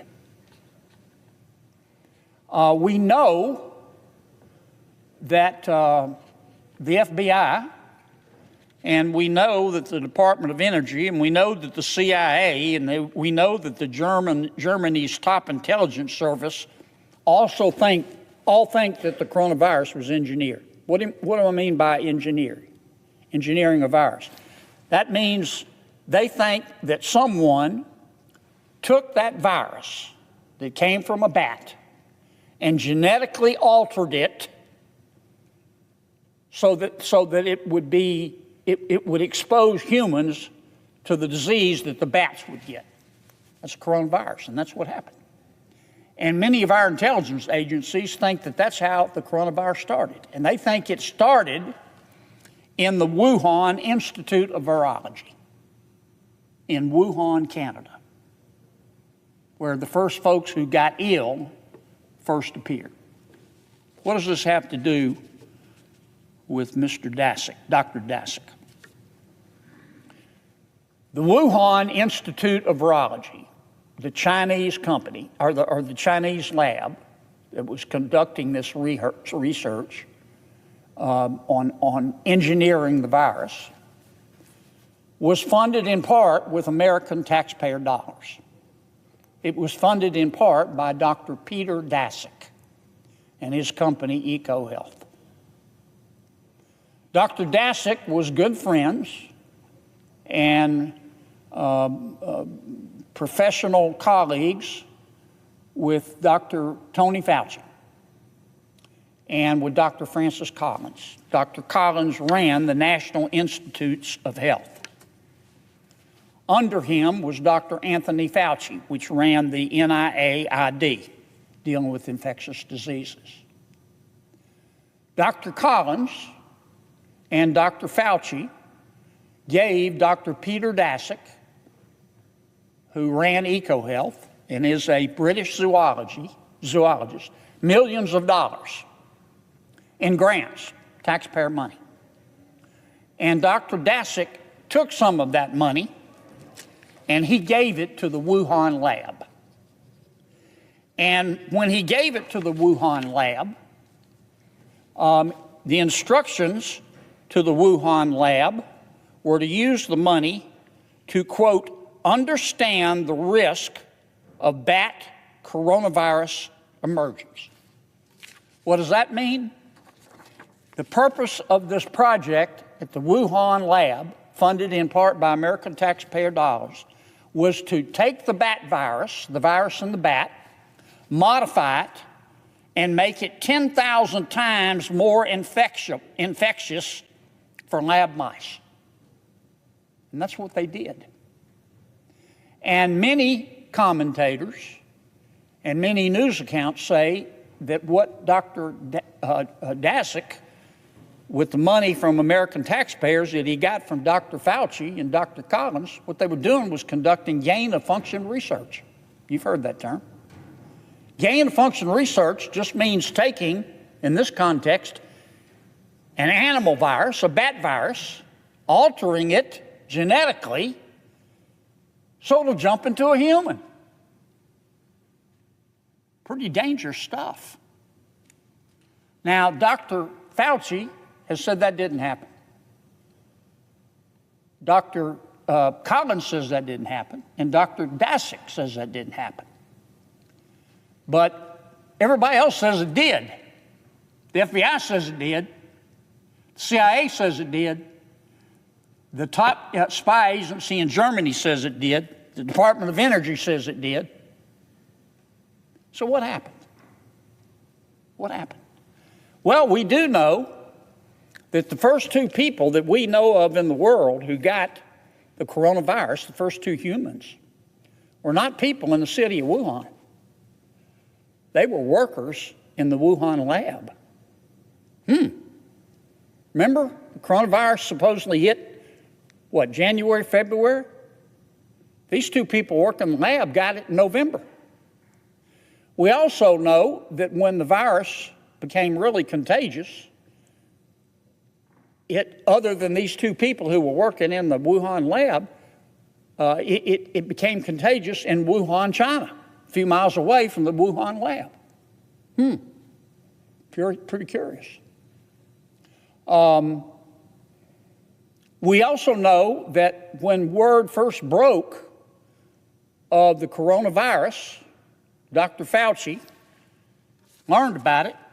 You know who one of the first person he called was? Dr. Peters Daszak, and said, what's going on? We also know that Dr. Daszak was trying to convince the American people and the people of the world that the virus started naturally, that it didn't start from his gain-of-function research. We know that he rounded up a bunch of epidemiologists to write a fake article and start publishing it and others in a lot of scientific, professional scientific magazines to try to convince the world that the bat virus jumped to human beings naturally. We know that. That's all come out. We also know that after the coronavirus happened, that Dr. Fauci and Dr. Collins, instead of taking money away from Dr. Daszak, gave him extra money. We're not sure why, but he did. Now, as a result of this, and let me say, you say, how did it escape the Wuhan lab? I just want to make this point. A molecular biologist at Rutgers University, Dr. Richard Ebright, he studied the Wuhan lab. He said that its safety standards were about the same level of a typical dentist's office. I mean, you would think if you're going to do this gain-of-function research, you'd do it in an environment so that once you take the bat virus and make it a human virus 10,000 times more contagious, you would try to keep it within the lab. Wuhan didn't do a very good job with that, we know now. Well, there were denials back and forth, so we meaning the Congress, asked the Department of Health and Human Services to study this, and they did, and they announced their decision this month. The Department of Health and Human Services has cut off all funding and formally debarred Dr. Peter Daszak and EcoHealth Alliance, of which he was the former president, for 5 years, based on evidence uncovered by a congressional committee. This is what the Department of Health and Human Services found. According to Professor Ebright, who's read the report. He says that, quote, EcoHealth Alliance provably defrauded the United States government, provably breached contractual terms of U.S. government grants, and through the reckless gain-of-function research it conducted in Wuhan, probably caused the COVID-19 pandemic, killing 20 million people and costing $25 trillion. Wow. That's what the professor said. The Department of Health and Human Services, in its official debarment letter of Dr. Daszak and EcoHealth Alliance, said that EcoHealth and Dr. Daszak routinely ignored government oversight requests, failed to report dangerous gain-of-function experiments conducted at the Wuhan Institute of Virology, and produced a required research report 2 years late. It took a while, and some will call this only partial justice. But we now have justice.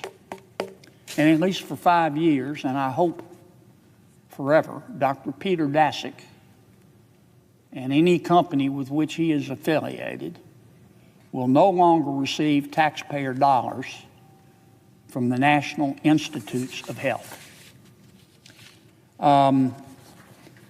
Because he was doing, according to many people smarter than me and many news reports, he was funding gain of research in Wuhan. And he also was given money by Dr. Fauci and by Dr. Collins to study viruses in Bangladesh, Myanmar, Laos, Vietnam, and other Southeast Asian nations. Pretty scary stuff. And we know how it all turned out. The arc of the moral universe is long, but it bends toward justice. Dr. Daszak and EcoHealth Alliance received at least partial justice this month, thanks to President Trump's Department of Health and Human Services. And as one taxpayer, I am grateful. I suggest the absence of a quorum. Will the senator withhold his request? I will, and I will yield to my colleague. Thank you so much, Mr. President. The senator from Maryland. Thank you, Mr. President. At 1:28 a.m. on March 26, 2024, a year ago tonight, a tragedy struck Maryland. A container ship crashed into the Francis Scott Key Bridge. While many were asleep, the Key Bridge collapsed into the icy waters. Although struck with fear and shock, Team Maryland didn't hesitate. We jumped into action right away and got to work. We have this phrase, Team Maryland, that we've been saying for years, but it's true. We work as a team, one of the strongest teams in the country. A coordinated effort between our federal delegation, our governor, our county executives and mayors on the local level. It's true in good times, it's true when we face adversity, and it was never truer than we saw 1 year ago today. Governor Moore and Mayor Scott raced to the bridge. Our federal delegation immediately started asking questions, pushing for funding to rebuild. And county executives across the state, like me at the time, sent our resources and our first responders to help with rescue efforts. And we are so grateful we had a president and an administration willing to help. Team Maryland is just that, a team. We've always been, We always will be. That's how you get through moments of crisis, together. And we've stayed as a team every day since the collapse of the bridge, working together in coordination to ensure we can rebuild. Our teamwork in the face of a crisis is proof of how your government should work for you. Jumping into action when tragedy strikes, asking questions, demanding answers, and rebuilding. Doing what needs to be done on behalf of the people. Team Maryland responded quickly and capably, but we lost a lot that morning, none more priceless than the 6 lives that perished. Maynor Yasir Suazo Sandoval, Miguel Angel Luna Gonzalez, Jose Minor Lopez, Alejandro Hernandez Fuentes, Dorlian Roniel Castillo Cabrera, Carlos Daniel Hernandez. They are irreplaceable. Their names are forever remembered.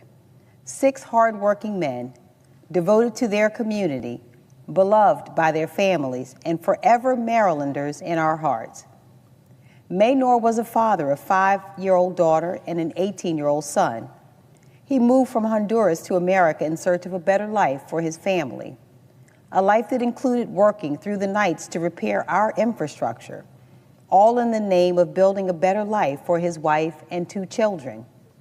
Maynor had dreams of one day owning a small business. He would say you had to triple your efforts to get ahead. He said it didn't matter what time or where the job was. You had to be where the work was. Maynor's outlook reminds me of my own father, who worked as a newspaper delivery man and a car salesman. I once went to work with my dad on a very early morning delivering newspapers, and he said to me, "You know, I hop up and down on this dirty truck every morning so you don't have to." Just like my own father, Maynor worked day in and day out, hard and long hours, to build a better life for his family. Miguel was a Marylander for more than 19 years. He made such an impact on his state and community. A husband to Maria and father of 3, Miguel was known for his kind and hardworking spirit. Miguel and Maria had a food truck in Glen Burnie. Just days before Miguel's tragic death, he brought his wife Maria to a storefront they soon planned to rent to continue to build their business. His co-workers remember him fondly, as always wanting to share his food with them. Jose moved to the United States from Guatemala over 2 decades ago. His life surrounded his family, his wife Isabel, and his children. Alejandro was a man of faith, just like me and so many others in this chamber. He was active in his church and devoted to his loving family. A father of 4, Alejandro was a big personality. Some even described him as a fireball. Dorlian moved from Guatemala to the United States to pursue his dreams and to help his mother. He was only 26 years old. Carlos came from Mexico seeking a better life and willing to work hard for it. He was only 24 years old, taken from us far too soon. 6 individual lives connected to their co-workers through service, connected to their families through love, connected to our community through their work to make our infrastructure stronger. 1 year later, we remember their loss. They are greatly missed. 1 year later, their families and communities are still grieving. May we continue to pray for their strength and peace. We also remember the 2 men, including Julio Andrian Cervantes Suarez, who miraculously survived the devastating collapse. As Julio was falling into the Patapsco River, he prayed to God, giving thanks, asking for protection over his wife and family, and asking for forgiveness. Determined to survive, he was able to hang onto a piece of the bridge to stay afloat. He immediately started calling for his co-workers, including his brother-in-law and his 18-year-old nephew, who unfortunately lost their lives. Thanks to a light on his work helmet he was still wearing in the water, search boats were able to rescue him. And today, he continues to keep the memories of his coworkers and friends alive.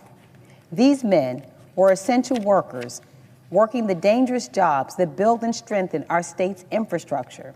It's in their loving memory that we dedicate our own efforts to rebuilding the Key Bridge. When the bridge collapsed on that early morning, people across the globe immediately predicted our economy would crash. One of the world's biggest ports was instantly shut out to traffic, and we would be challenged to recover. But Team Maryland proved them wrong. We were quickly and efficiently able to perform a controlled demolition in May. By June, we reopened the Fort McHenry Federal Channel in the Port of Baltimore, and last month, we revealed the design for the new Key Bridge, the state's first cable-stayed bridge, which will stand 40 feet taller than the original bridge and is set to open as soon as fall 2028. Some may doubt our ability to rebuild. Team Maryland will prove them wrong again. Now, we still have a lot of work to do to get to fall 2028, but we're in this together on every level. Here in the Senate, I will use my position as ranking member of the Environment and Public Works, Transportation and Infrastructure Subcommittee to ensure that the funding is implemented as intended. Thanks to the leadership of Senator Cardin, Senator Van Hollen, and our entire Maryland delegation, the Baltimore Bridge Relief Act was included in last year's continuing resolution and ensured Congress is now committed to covering the full cost of replacing the bridge. The Baltimore Bridge Relief Act promises that federal taxpayers will be reimbursed through proceeds from insurance payments and litigation taken on by the Department of Justice, the Maryland Attorney General, and others. It also includes critical funding for the Federal Highway Administration Emergency Relief Fund to provide this project and others around the country with the resources they need. This is the federal government working effectively for our state in a time of disaster, as it should. Team Maryland won't stop fighting for our state, and I'm proud of what we've accomplished and proud of what we will continue to do. We will rebuild, and we won't rest until it's done.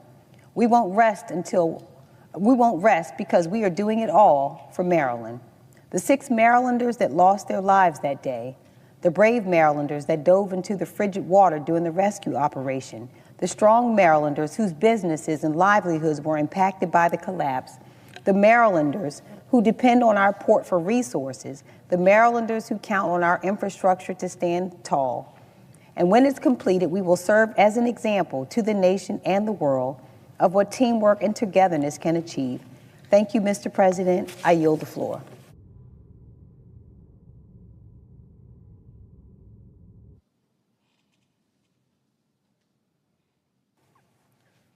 Mr. President. The Senator from Maryland.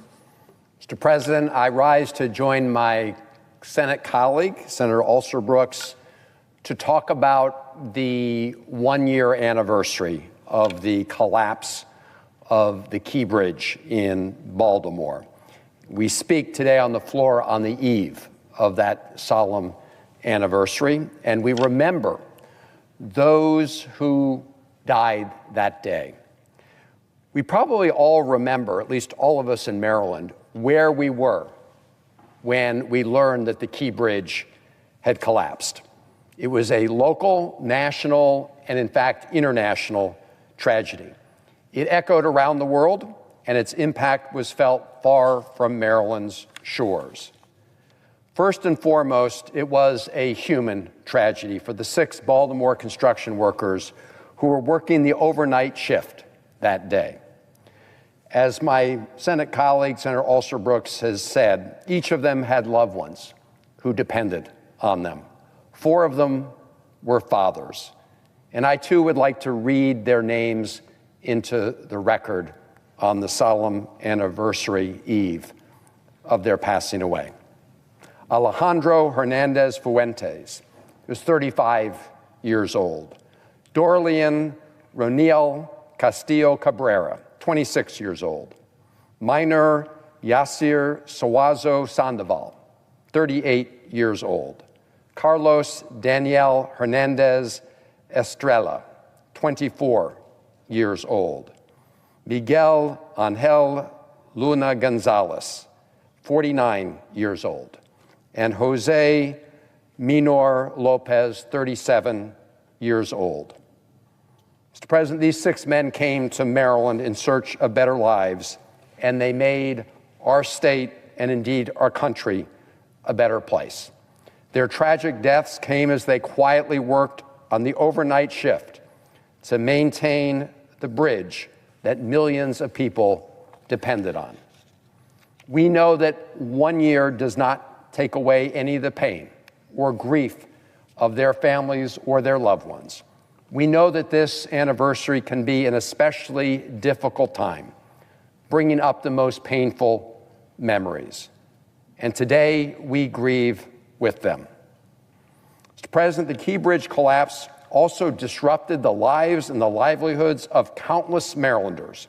For 47 years, the Key Bridge was an indelible part of the Baltimore City skyline and a vital part of our lives.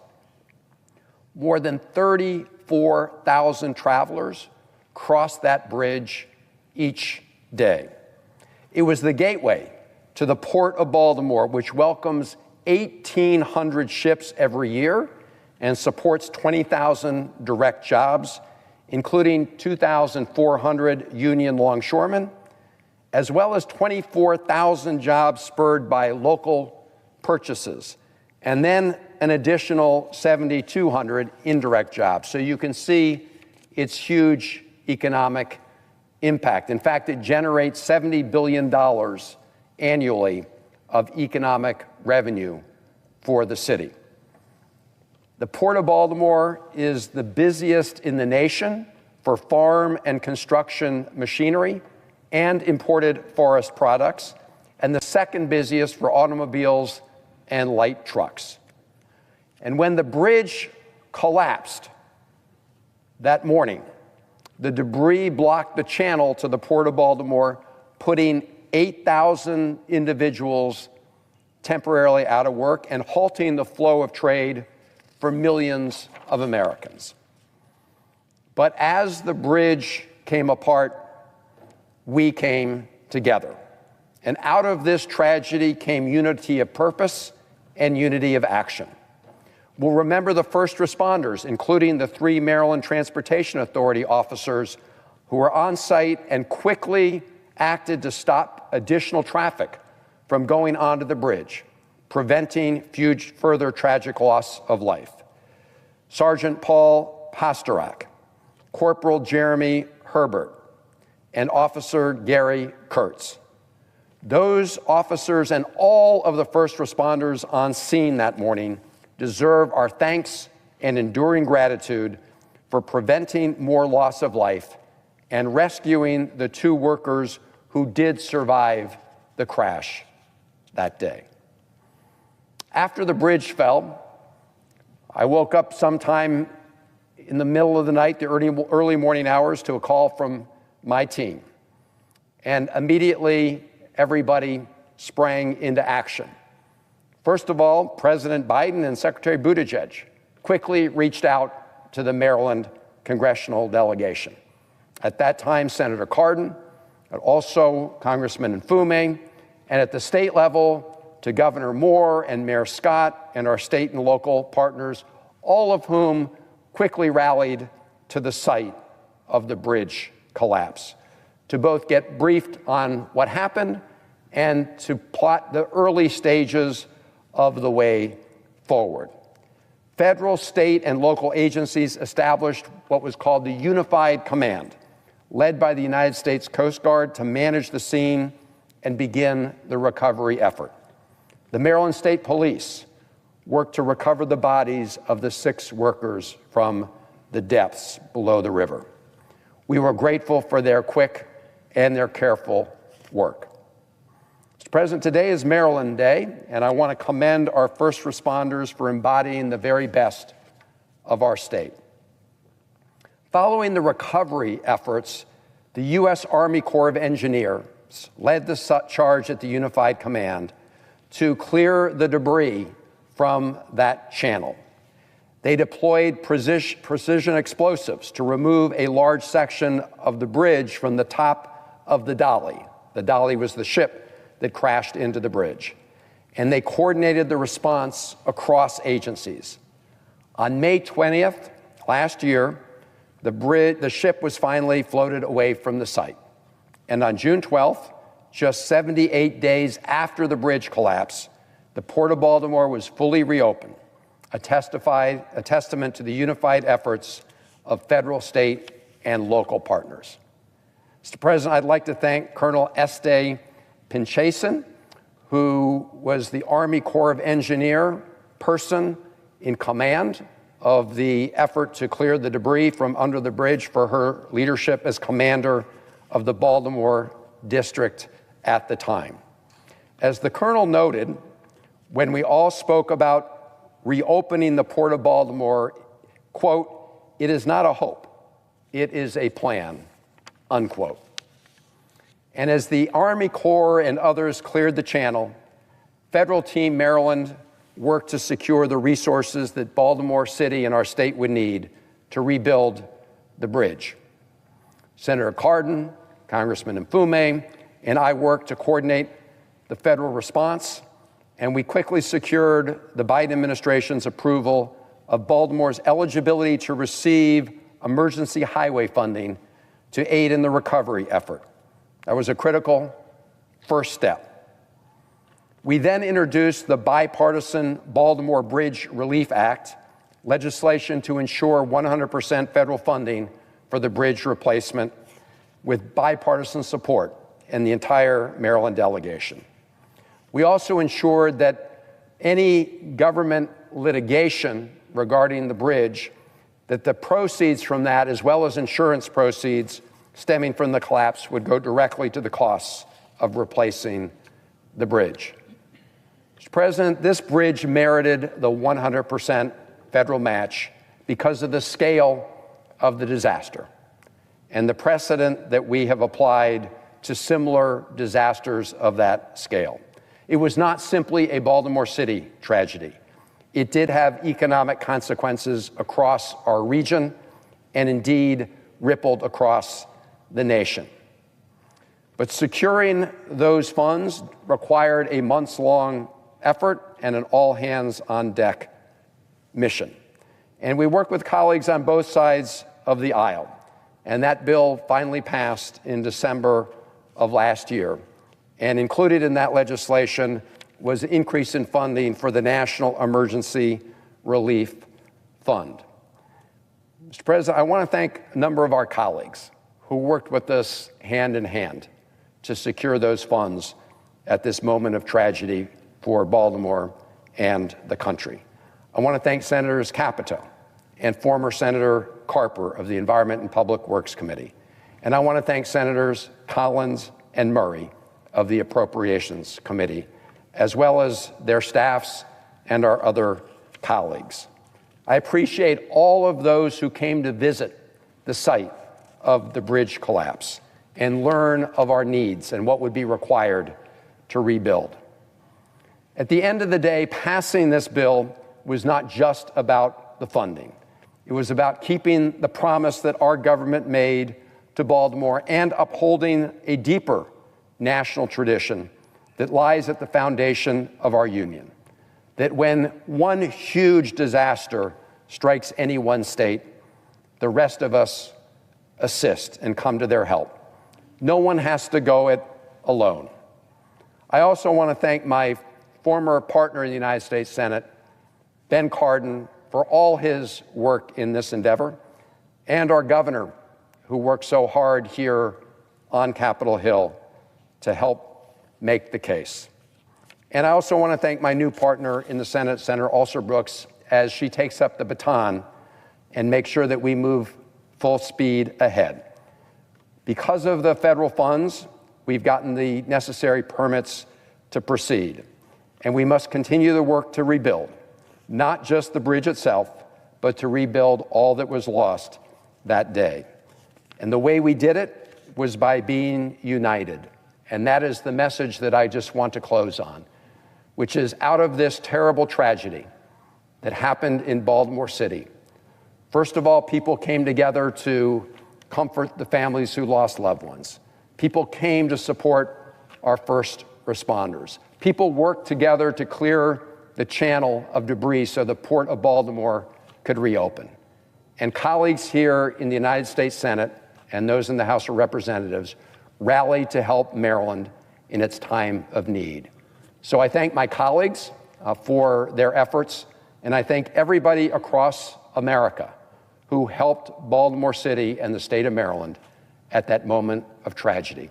As I say, out of that horrible moment came a ray of hope and unity that has helped us get to this point. Thank you, Madam President, and I yield the floor.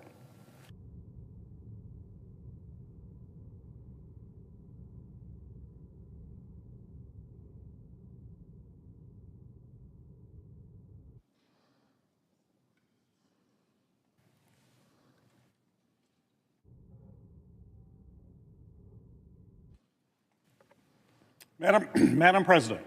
Senator Peters. Madam President, I rise today in opposition to Congressman Bishop's nomination to be the Deputy Director of the Office of Management and Budget. The Office of Management and Budget, or OMB, is responsible for a range of critical functions, from developing and executing the federal budget to improving agency performance and reviewing regulations.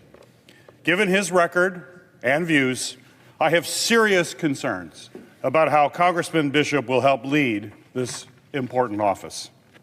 First of all, I'm concerned by his willingness to break the law, especially when it comes to Congress's power of the purse. He supports the administration's efforts to illegally withhold funding that Congress has passed into law. Like all of my colleagues in Congress, I swore an oath to uphold and follow the laws set forth in our Constitution, which affirms that Congress, and Congress alone, is responsible for deciding how federal funds are spent, not the President or members of his administration. The administration's actions so far to freeze congressionally approved funds have already rocked communities all across my home state of Michigan, as well as across the entire nation. These communities count on the funds appropriated by Congress to upgrade their roads and bridges and pay their police and first responders. If confirmed, Congressman Bishop will only be a rubber stamp for Donald Trump and Director Vought's flagrant disregard for the spending laws passed by Congress.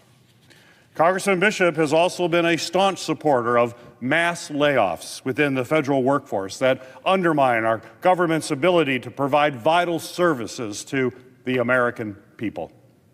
Our nonpartisan civil servants play vital roles in protecting our national security, caring for our veterans, and ensuring the safety of our transportation system.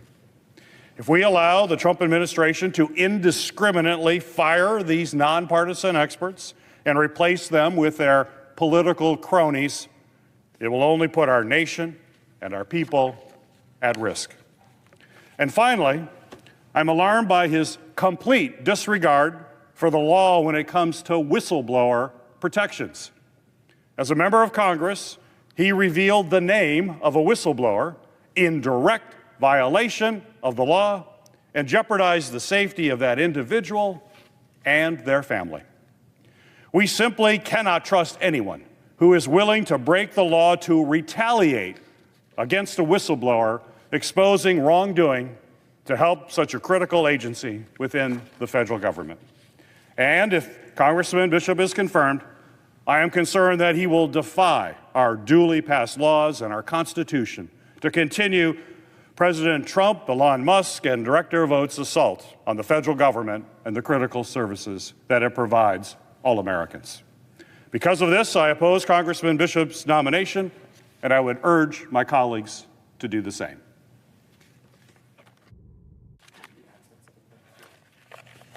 Madam President, I note the absence of a quorum. The clerk will call the roll. Ms. Also-Brooks.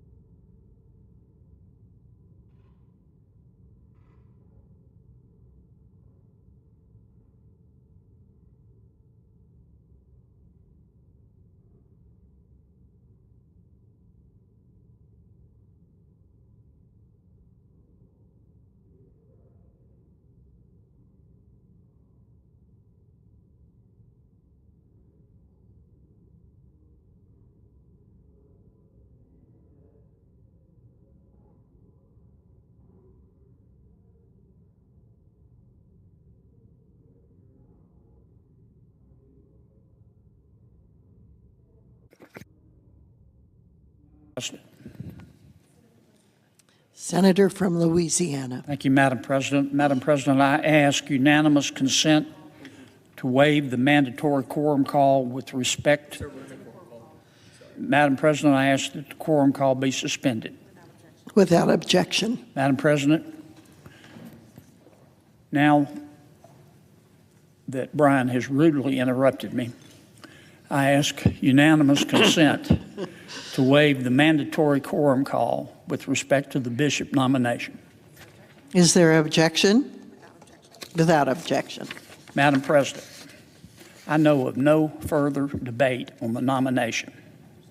If there's no further debate, the question's on the nomination. Madam President, Brian, do you have anything else? Okay. Madam President, I ask for the yeas and nays. Is there a sufficient second? There appears to be. The clerk will call the roll. Ms. Alsobrooks.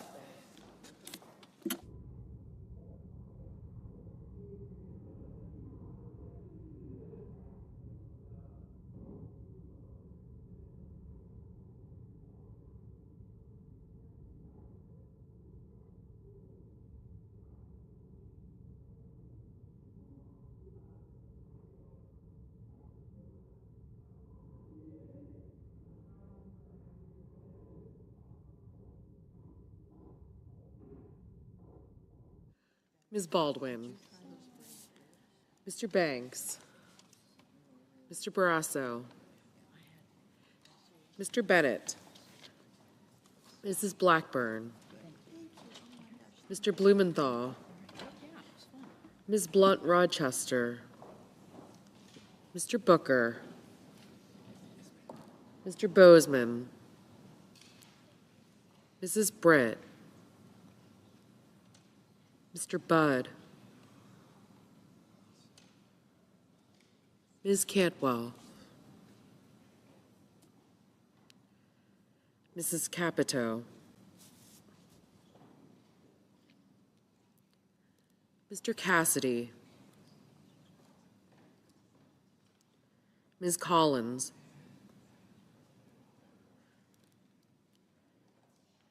Mr. Coons.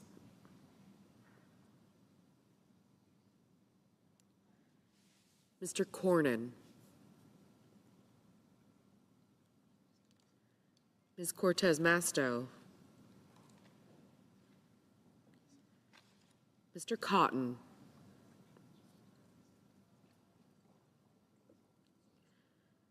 Mr. Kramer. Mr. Crapo. Mr. Cruz. Mr. Curtis. Mr. Daines. Ms. Duckworth.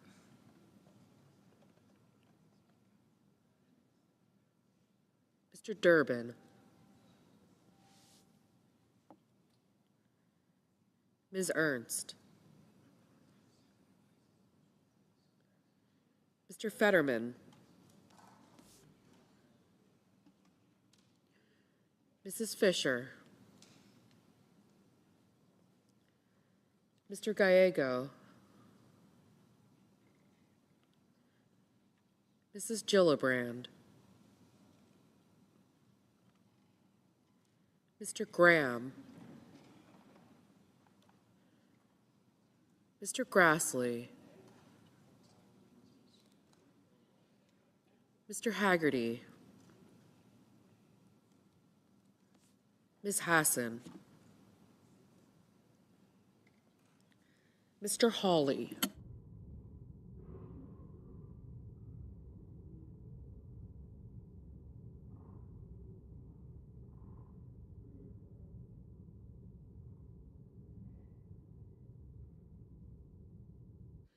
Mr. Heinrich.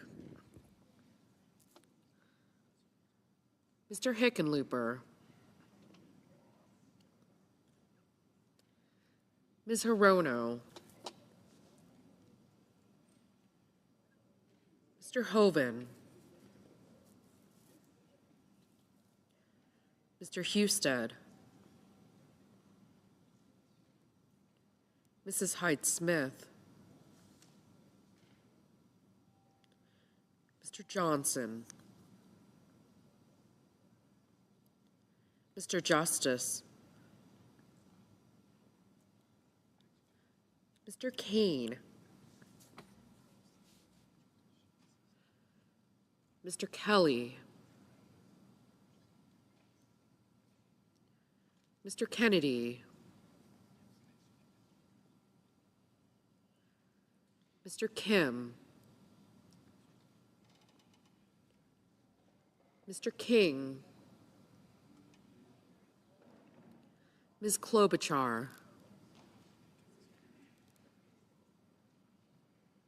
Mr. Langford, Mr. Lee, Mr. Lujan, Ms. Lummis, Lummis, aye. Mr. Markey, Mr. Marshall,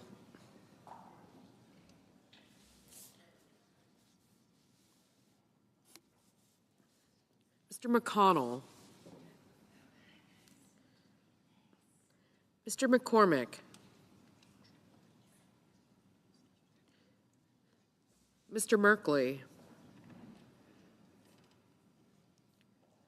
Mrs. Moody, Mr. Moran, Mr. Moreno,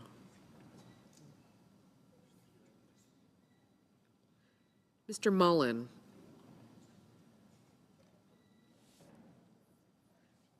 Ms. Murkowski,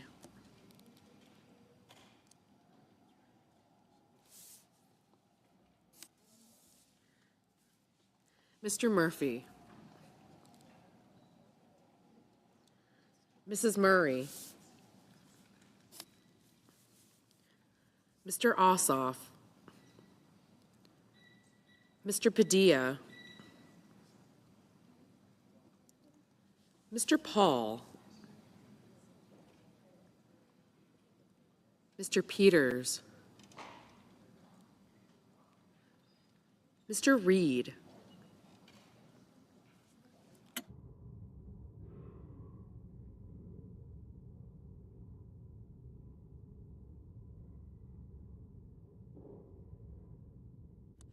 Mr. Ricketts, Mr. Risch, Ms. Rosen, Mr. Rounds, Mr. Sanders, Mr. Schatz, Mr. Schiff, Mr. Schmidt, Mr. Schumer, Mr. Scott of Florida, Mr. Scott of South Carolina,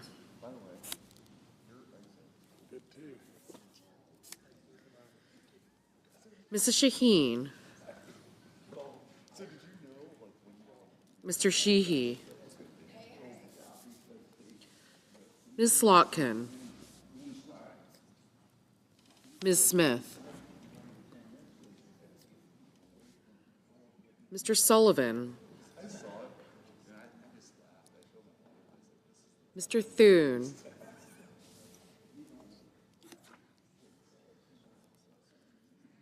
Mr. Tillis, Mr. Tuberville, Mr. Van Hollen,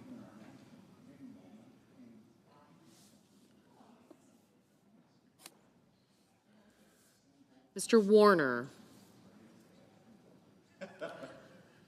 Mr. Warnock,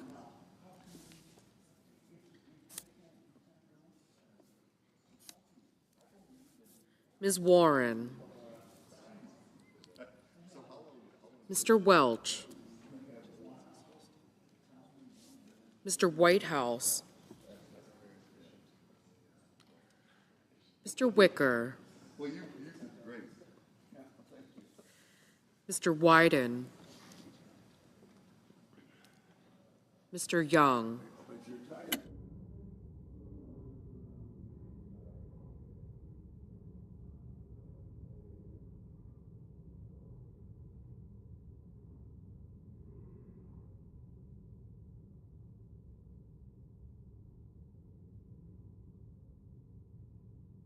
Senators voting in the affirmative: Bozeman, Britt, Capito, Curtis, Grassley, Hassan, Justice, Kennedy, Lummis, Moreno, and Schmidt. Senators voting in the negative: Alsobrooks, Cortez Masto, Duckworth, King, Peters, Van Hollen, and Warren.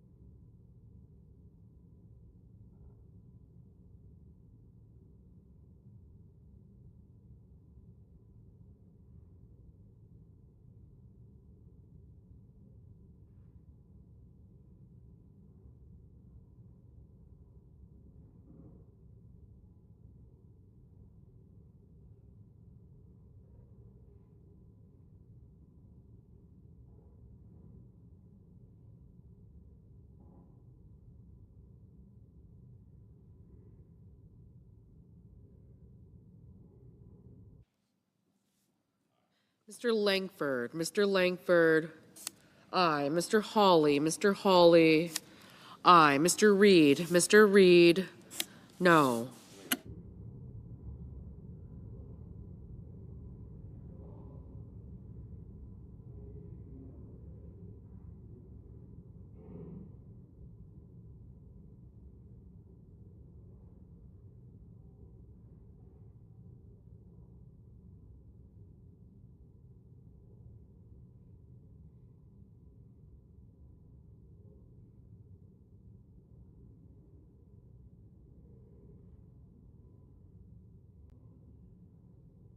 Mr. Sullivan, aye.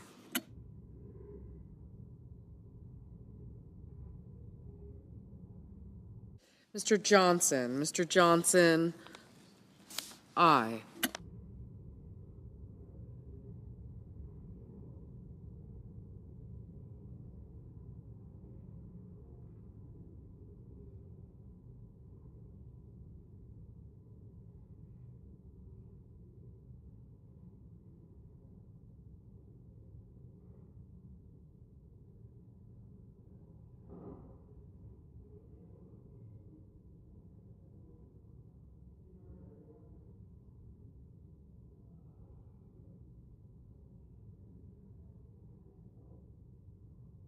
Mr. Welch, no.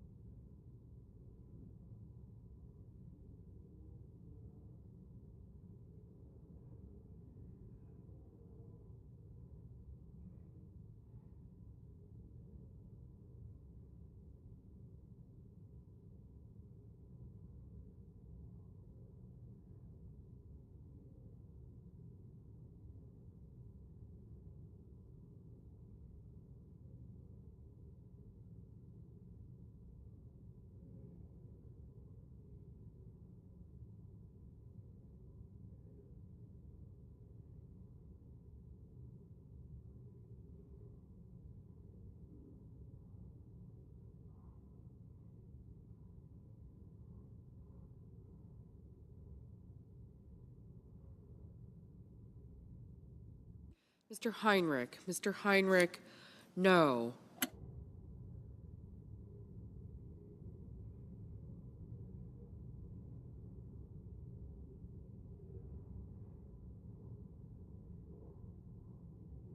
Mr. Mullen. Mr. Mullen, aye.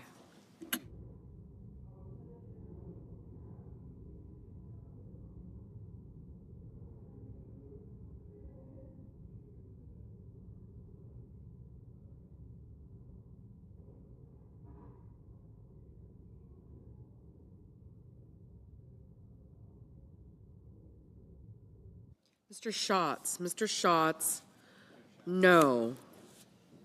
Ms. Klobuchar. Ms. Klobuchar, no. Ms. Slotkin. Ms. Slotkin, no. Mrs. Blackburn. Mrs. Blackburn, aye. Mr. Thune. Mr. Thune, aye.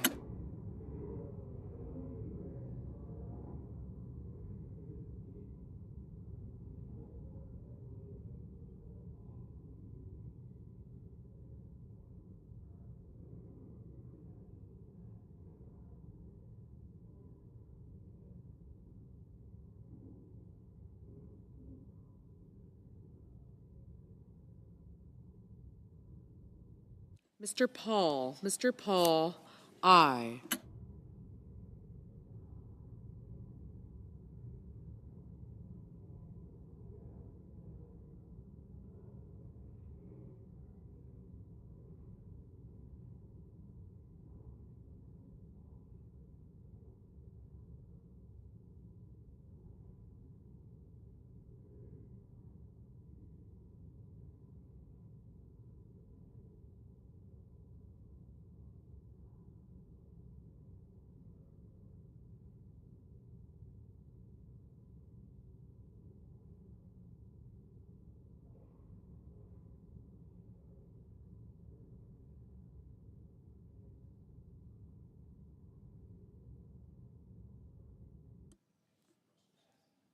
Mr. Merkley. Mr. Merkley, no.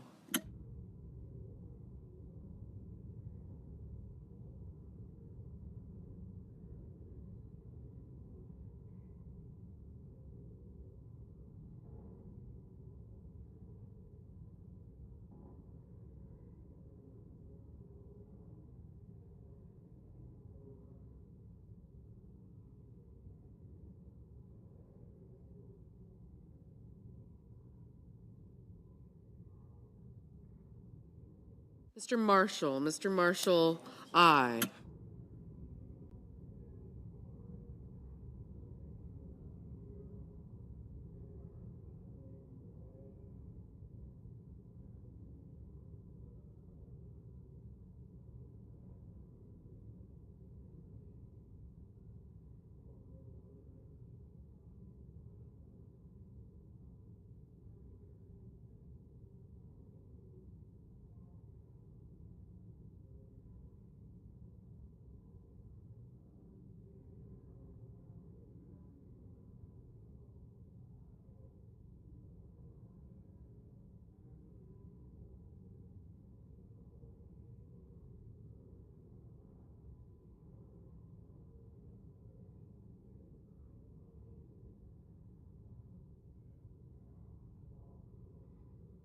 Ms. Cantwell. Ms. Cantwell, no.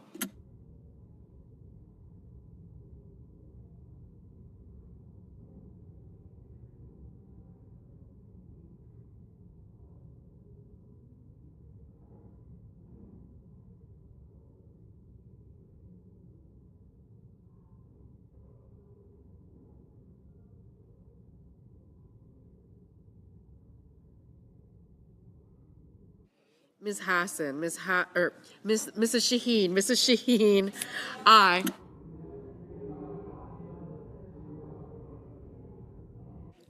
Ms. Ernst. Ms. Ernst, aye. Mr. Schumer. Mr. Schumer, no.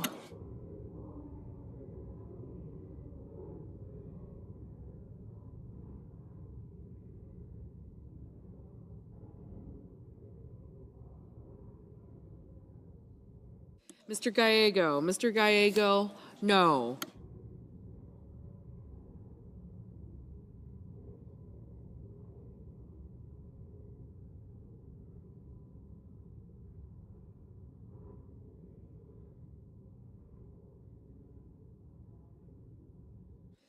Ms. Baldwin, no.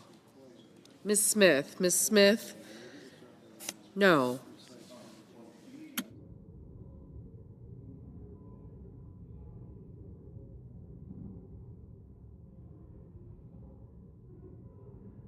Mr.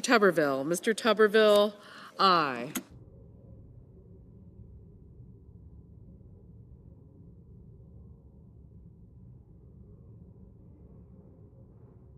Mr. Warnock, no.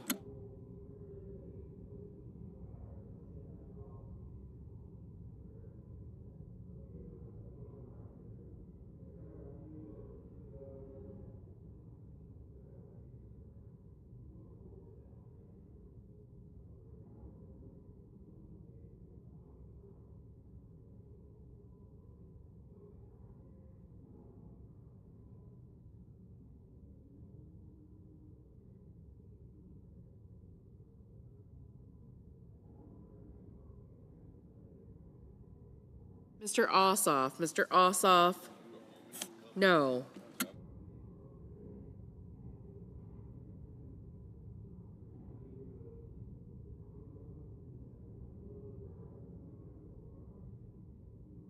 Ms. Blunt Rochester, no.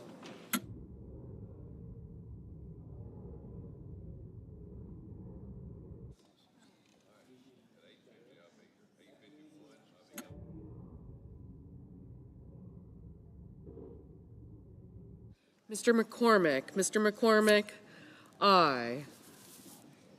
Mr. Tillis, aye.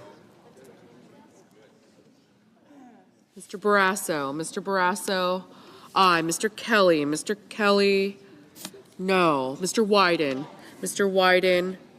no.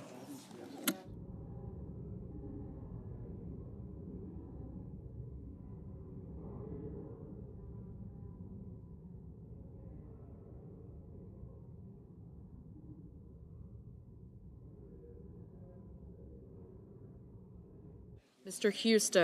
Husted, aye. Mr. Graham, aye. Mr. Lee, aye.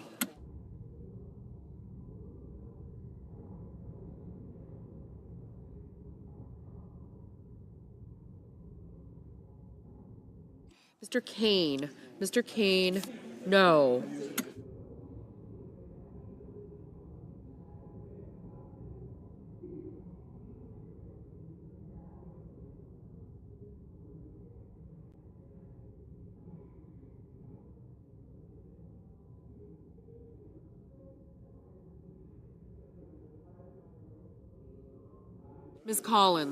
Ms. Collins, aye.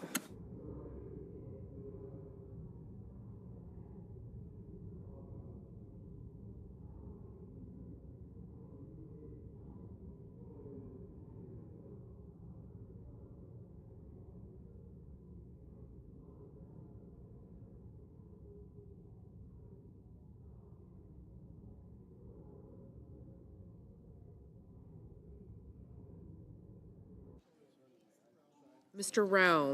Rounds, aye.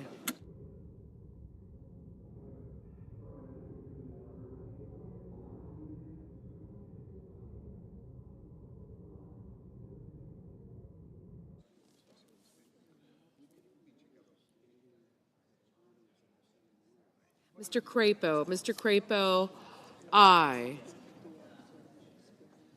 Mr. Blumenthal, no.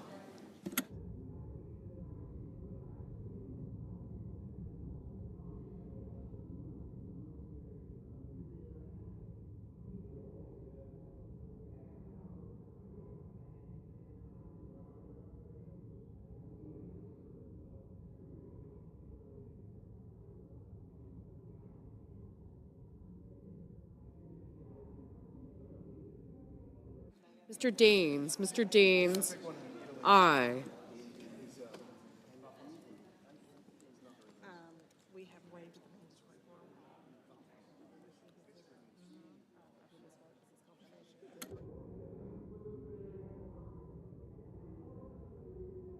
Mr. Hoven, aye. Mr. Kim, no.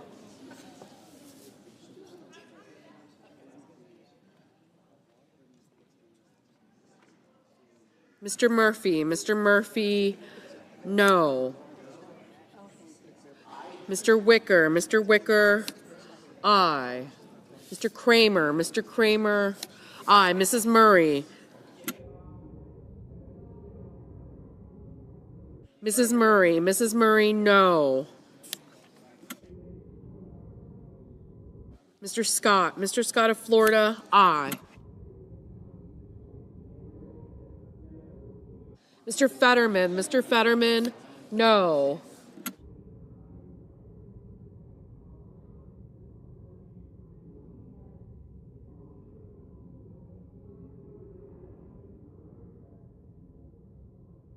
Mrs. Moody, aye.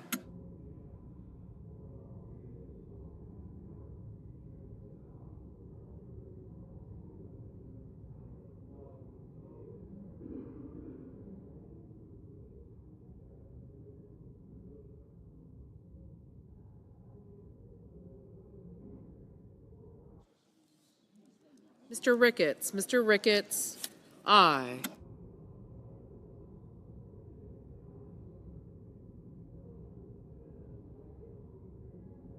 Mr. Banks, aye.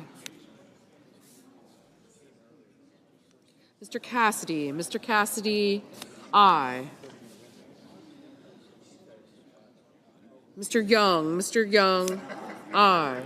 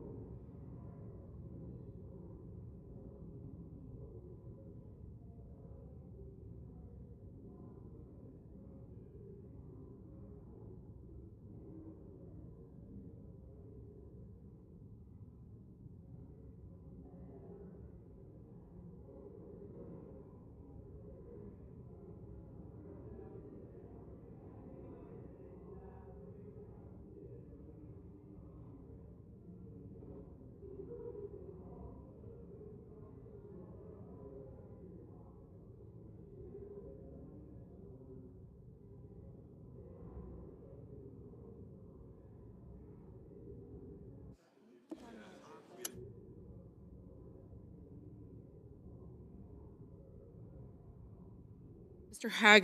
Haggerty, aye. Mr. Bennett, no. Mr. Risch, aye.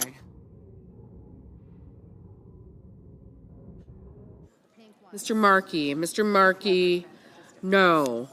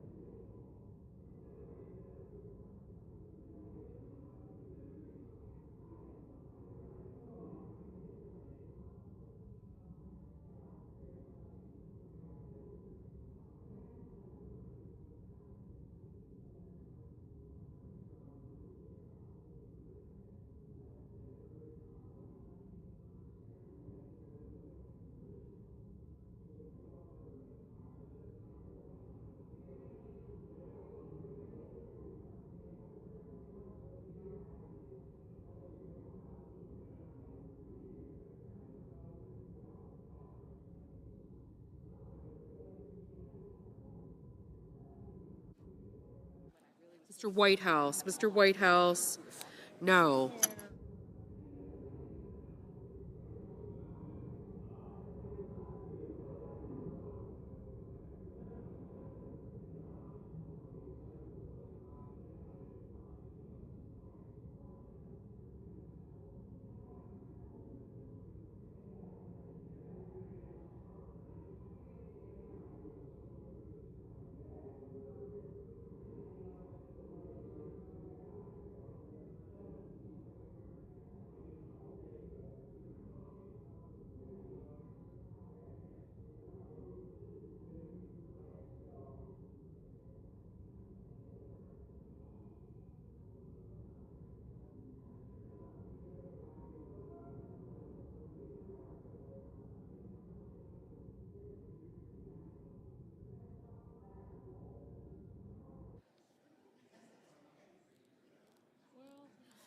Mrs. Fisher, aye. Mr. Sanders, no.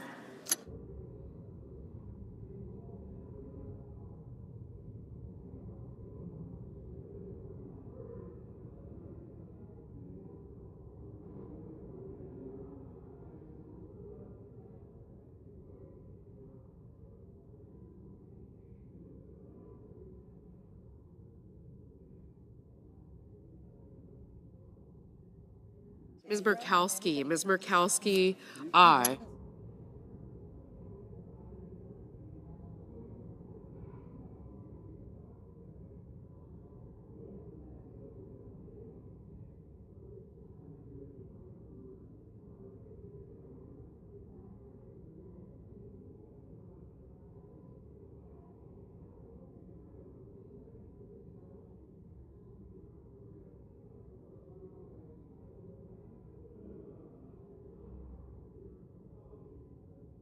Ms. Hirono, no.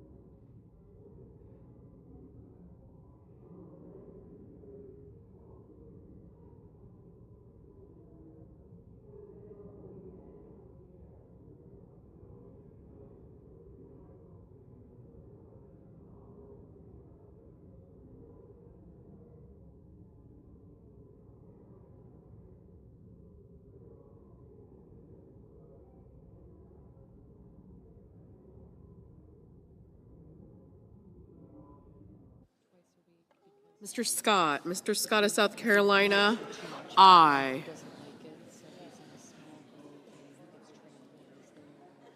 Mr. Lujan, no. Mr. Moran, aye.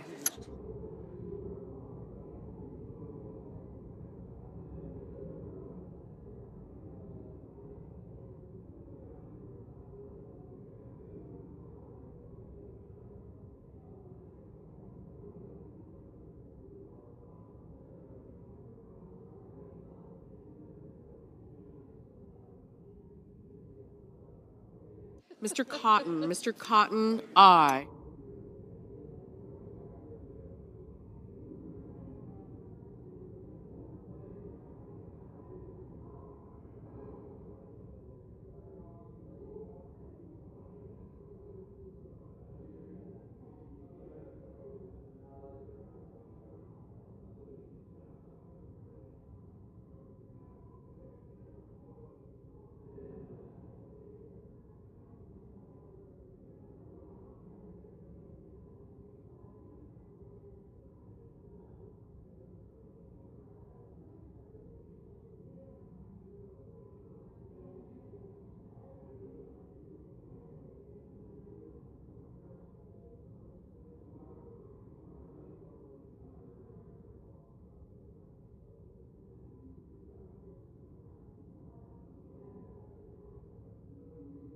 Ms. Rosen, no. Mrs. Height-Smith, aye. Mr. Sheehy, aye. Mr. McConnell, aye. Mr. Booker, no. Mr. Schiff, no.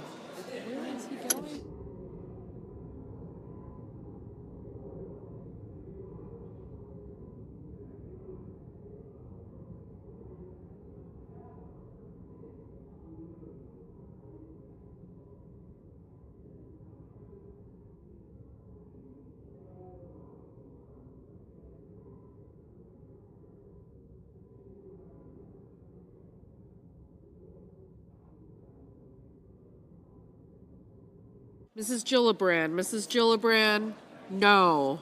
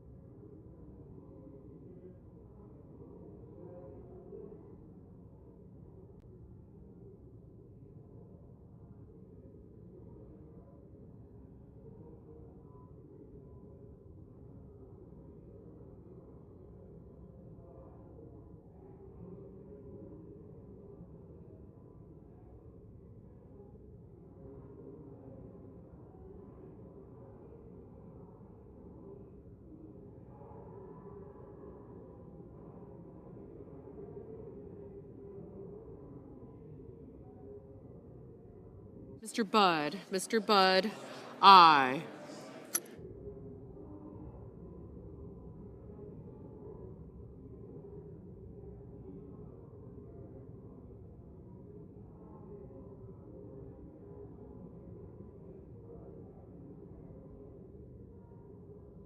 Mr. Coons, no.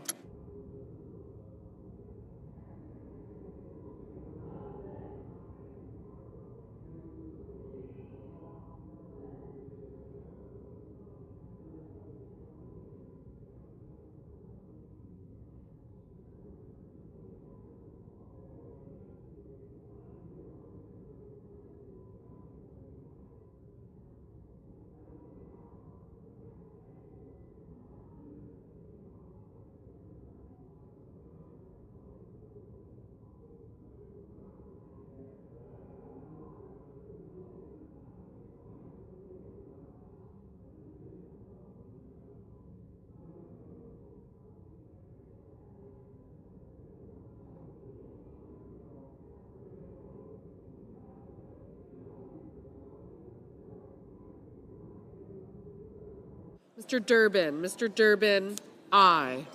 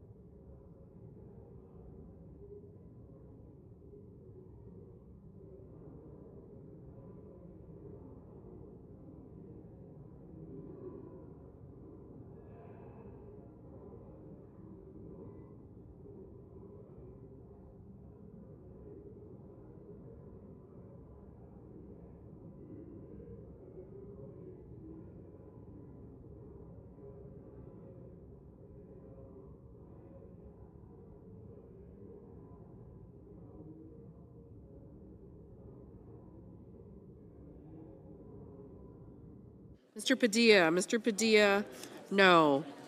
Mr. Warner, no. The last few minutes.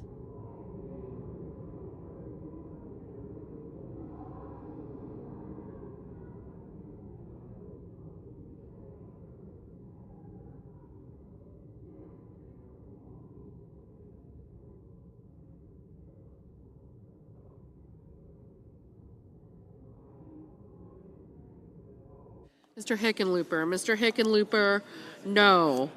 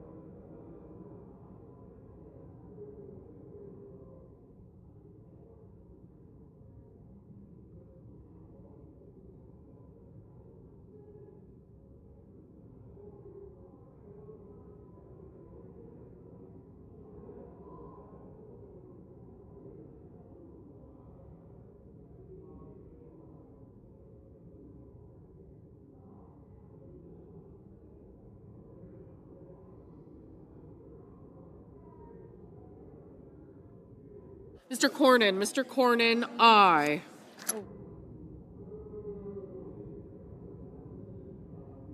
Mr. Cruz, aye.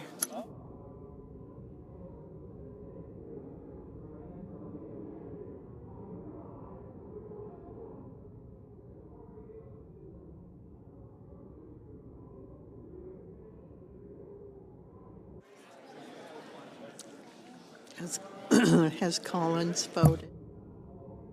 56, the nays are 44. The nomination is confirmed. On this vote, the ayes are 56, the noes are 44. The nomination is confirmed. Under the previous order, the motion to reconsider is considered made and laid on the table, and the President will be immediately notified of the Senate's action. The clerk will report the motion to invoke cloture.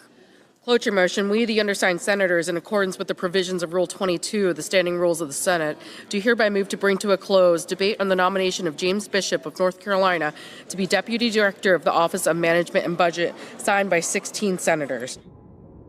The question is, by unanimous consent, the mandatory quorum call has been waived. The question is it the sense of the Senate that debate on the nomination of James Bishop of North Carolina to be Deputy Director of the Office of Management and Budget shall be brought to a close? The yeas and nays are mandatory under the rule. The clerk will call the roll. Ms. Alsobrooks. Okay, you're good. Cornyn, Marino. Yes. White House, no.